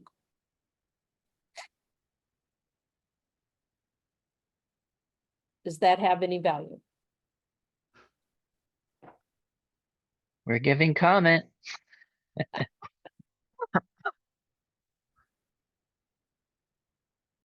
Ready to vote? Runner through a vote on EMC supports the intent of Bill 140. Mrs. Casio, Yes. Mr. Beats.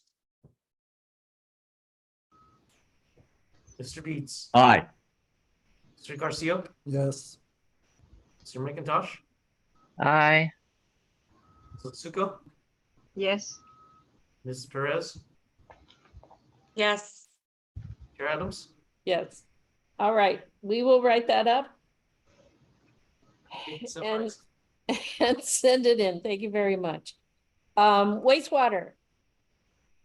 I want to make sure if there's anything that you wanted to bring up, Ramsey, about wastewater or item 5 or 6.3.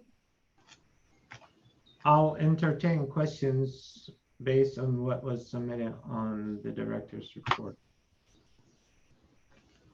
I mean, there's absolute tons going on. A lot of detail in each of the AOCs and activities are doing. And the budget presentation that was made to Council Finance Committee, I think it was, has tons of stuff in there. If you had any questions, I think there's been a lot of public meetings, engagement meetings that have collected concern. But you're heading in the right direction as far as I can tell. Thank you. Anybody else? Water. Gone. Okay, the last item on this is status of existing staff vacancies in the director's report. Whatever page you want to look at, there was a listing of staffing. Many vacancies, 86 out of a total of 278 positions. Wastewater division is hurting the most with 40 vacancies. Most have been funded already. And as I was kind of whining before, it isn't the issue of money, other than the basic pay that county gives its employees. It's people. Finding people who want to work on this island and have the level of expertise needed is incredible. I mean, it's just, it boggles my brain living here and hearing we don't have staff, no matter who you talk to about what kind of positions. So, you know, we're not unique here, but I guess I would challenge all of us to how in the world can we help? I'm too long retired to have decent contacts to direct to you. Do you know anybody who wants to work here? I mean, it's incredible. I love the idea that you had, Ramsey, of maybe there's another way to meet the certification requirements without having testing that scares people away. I mean, is that kind of out of the box thinking? The other is, oh, you know, it's not in our charter, but reduce the cost of living on this island, please. You know, how do you bring people here that'll want to work specifically in DEM?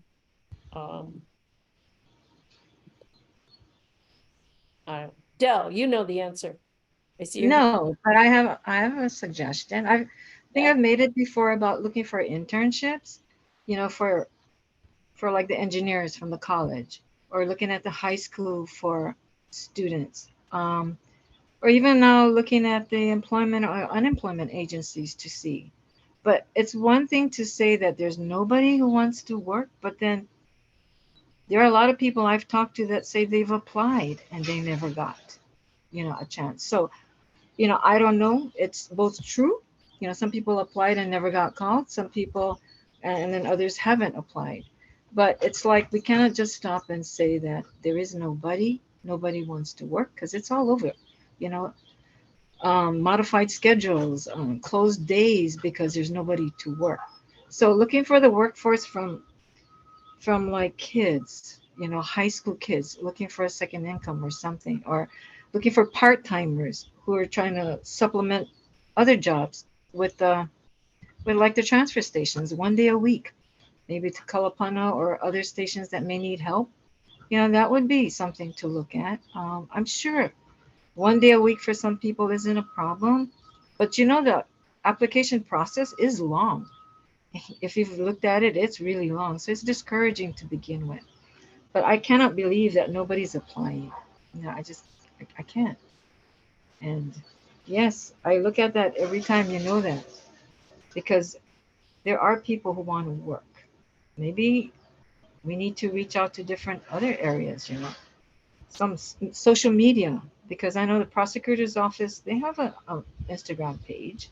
I mean, maybe the DM can do that to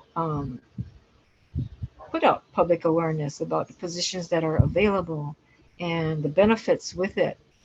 Because it's one thing to see a banner that says hiring, but it's also something else to see that, yeah, we're hiring and this is what you get. And yeah, I mean, we need to do more than just banners. Well, I was told that it was not within our charter to be able to bring in somebody from HR and talk to about DEM's hiring practices. That's not what we're supposed to do. And go ahead and pass that on to Ramsey at looking at what the alternatives are. I know that he's out there advertising in various literature in the solid waste and wastewater worlds for the job openings that we have, many of which do require a minimum amount of training in the field. So it's complicated. Erica, you have the answer. Well, one more thing to that though, Georgine. So the transfer stations, they require the attendance. I mean, I'm not sure what level of skill that's required, but I know it's one of the better jobs because, like I said, I visited 9 transfer stations already. And so I don't know how you can't get enough attendance. I can't they don't have to have the skill level that some of the wastewater division people need. So that's why I get really frustrated. There must be. Ramsey, do you have, and I guess the question, can you share the job position description for the attendants? They're more than just standing there answering your questions. They have a broader scope of responsibilities, I believe. But so there must be a job description for the attendants. And I don't know how many of those are represented in the vacancy you have of 30 people. Yeah, I don't know if Mike Gaha on the line, but here is the process, Dale. I just want to make sure you always bring it up as the department is not doing anything or nothing. And I take objection to that. Let me finish. I can't hear you. The department works, I don't know if you know the system. Department of Human Resource is totally separate from DEM, right? So Department of Human Resource, the department that does the recruitment, it does the search for our vacancies. So totally a separate department than DEM. So DEM asks for position, we get the position, and then we have to allocate the position. We have to work very, very closely with Department of Human Resource. our department has to have also enough staff within our human resource to be able to work with the Department of Human Resource, right? It's not like DM has the free range of deciding the hiring and the recruitment and salary negotiation. All that have to funnel through different department that under different commission or different board that oversees it. So that the work itself is just to coordinate between our department and Department of Human Resource to secure vacancies and to fill vacancies, and that by itself sometimes it could take 3 to 6 months, just the coordination process. And then once the position get allocated, then we work with them on the advertisement and it get advertised, and we ask of them to put it on professional organization list, like what Georgiana said.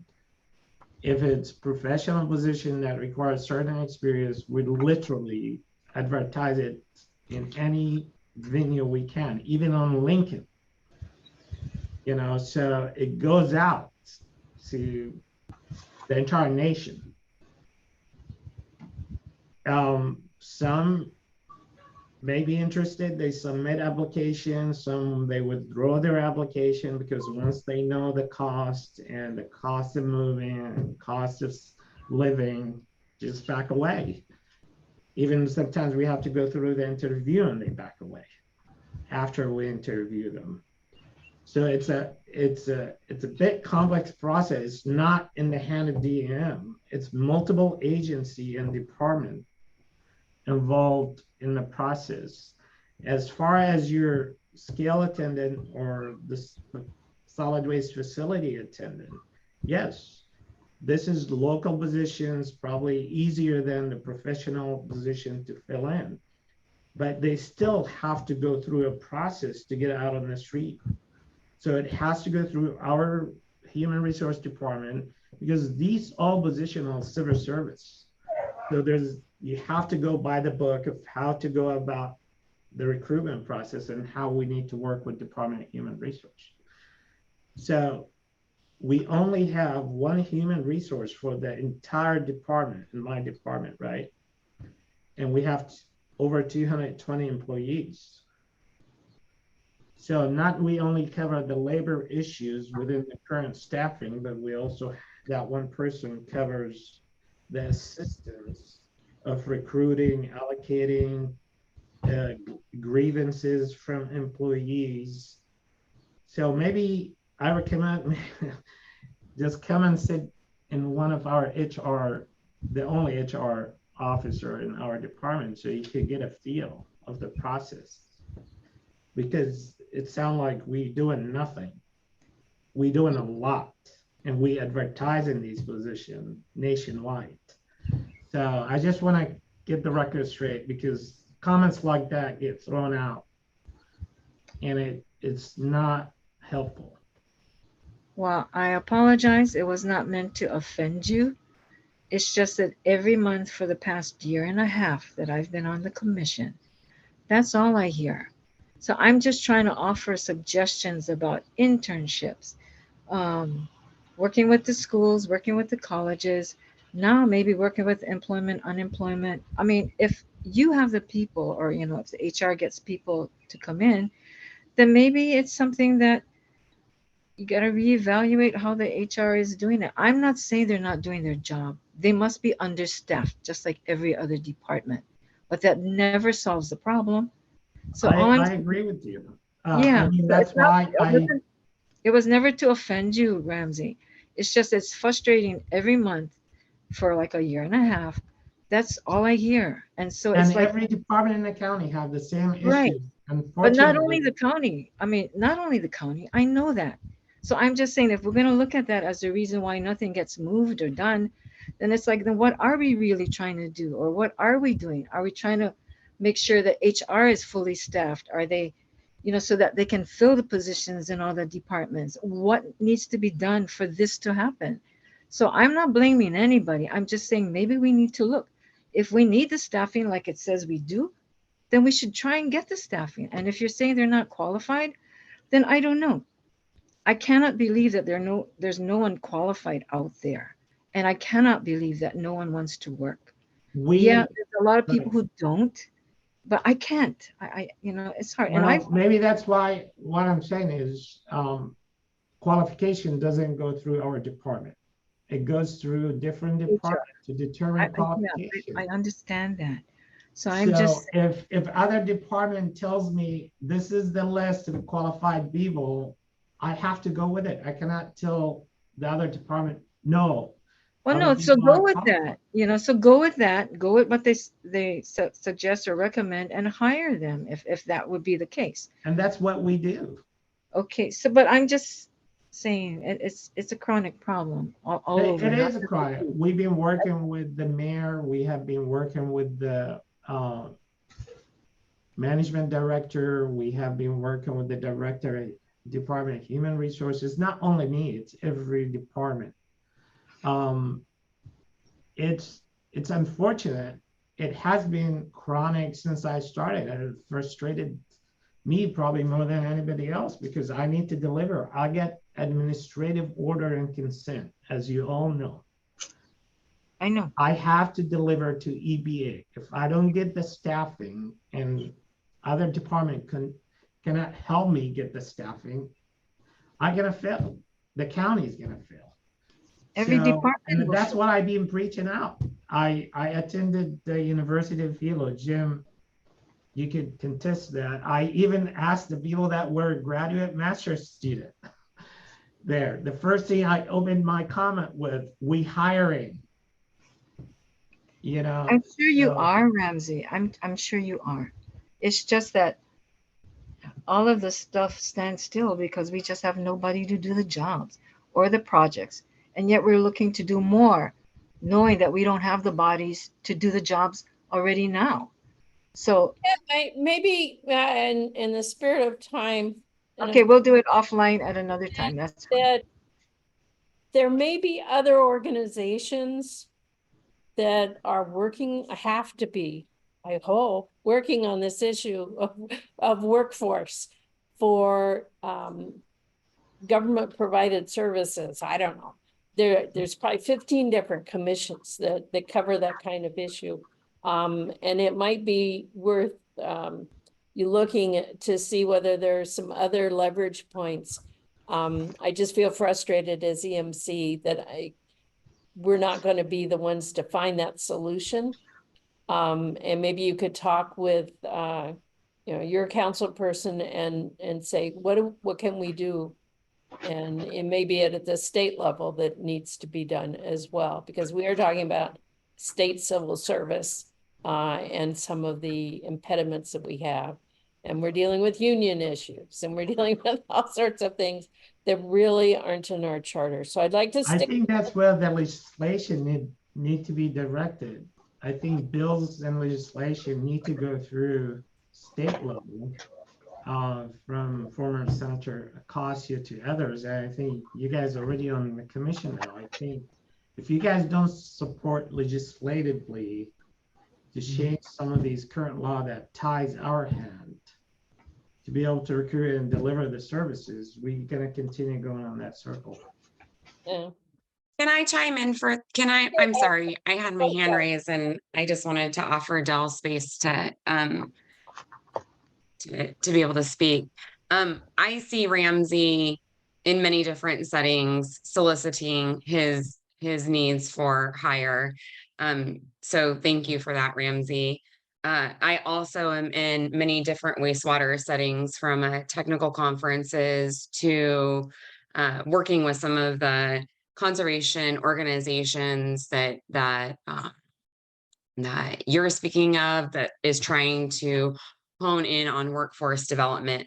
It is a national concern. It is not just a Hawaii concern, especially within wastewater specifically. It does require education and advanced certification for operators. I think that one thing that could potentially assist us, I somewhat disagree with the previous comment that it is not a money issue. I do feel that it is actually a money issue. Hawaii's cost of living, as we all know, is expensive. And I would love to see national comparisons done on where our operators and where our current standings for salaries are compared to a national level. I know that we receive national interest of operators to come here, and then due to cost of living and the actual wage that's being offered, there's a large discrepancy of how to make a living wage here in these positions. And I do see that being a hindrance to being able to fill them. There are state bills and opportunities for all of our council or our commission to be able to put in comment and testimony. Some of those specifically are around increasing job positions at the state level also to deal with wastewater. So there is a lot going on. And I think that maybe some analysis of how and where Hawaii stands in regards to cost of living versus living wages at a national scale for these positions would be really interesting to see. Thank you, Erica. Thanks. Okay, are we done with Ramsey?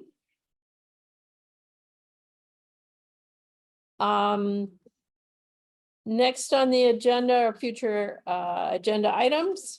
I'm not sure, I had a bunch jump out at me. I know there were things that I said I do last time that I didn't, so I'm gonna follow up on some of that. Anytime you guys want to try to get something on the agenda, I will certainly try to work with you to do that. Any other announcements? I think as part of the Sustainability Summit, the workforce is one of the topic areas. So maybe that's something, there'll be some findings out of that. But don't hold your breath. Anybody else have anything to say? Chair, I have just a I got, question. I'm sitting right next to him and I hardly give him a chance to talk. I was gonna move to adjourn, but. No. All right, you come to you next. Laura, were you trying to say something? Well, I just wanted to confirm, because you had sent an email, there was discussion. I had reached out to Malama One Recycling and Ikea Water. I was trying to arrange them to come and inform the EMC on their recycling plant. And I think that you had connected with them, but then they weren't able, Nick Doyle wasn't able to join us. Is that a permanent not able to join us? Because I know you said he was open to questions directly from me, but not necessarily at a future date for the EMC. At this time, I think he's got, from a company-wide standpoint, they're not ready to lay things out in a big public forum. So individually, he's happy to talk with you. He also participated in this solid waste workshops. You can look at some of the things that the materials that I captured in that report. So our intent is certainly in the future, he will be able to come, but I think it's one of those, maybe a little premature yet. They haven't gotten all their feet on the ground. And certainly if there are other people that any of you would like to hear from, other than I think we'll have issues if we try to bring anybody from HR, Del, I'll certainly work with it. DEM and Peter and I will figure out a way how we can get participation at the meeting. Anything else in the announcements? Talk about it before I let this guy make his motion. No, well, thank you. Obviously, we had a lot to discuss, a lot of different opinions. I always, you've got the ability and the responsibility as a citizen of this county to talk with your representatives on anything they're up to or what you would like them to be up to. So talk with your representatives, both at county and state level, and say what you want to say. And you also, I have found, and I believe you can talk to DEM. You could send your comments and your thoughts and frustrations even to DEM directly. And if you want something to come out of EMC, just let me know. So thank you, and Gonzalo. Move to adjourn. Second, Thank you. was there a second? There was a second. Yeah. Dell. There is a second. Dell seconded. Al seconded, and everybody raise your hand and then aloha. Thank you very much. Aloha. Have a great day, everyone. Aloha. Thank you.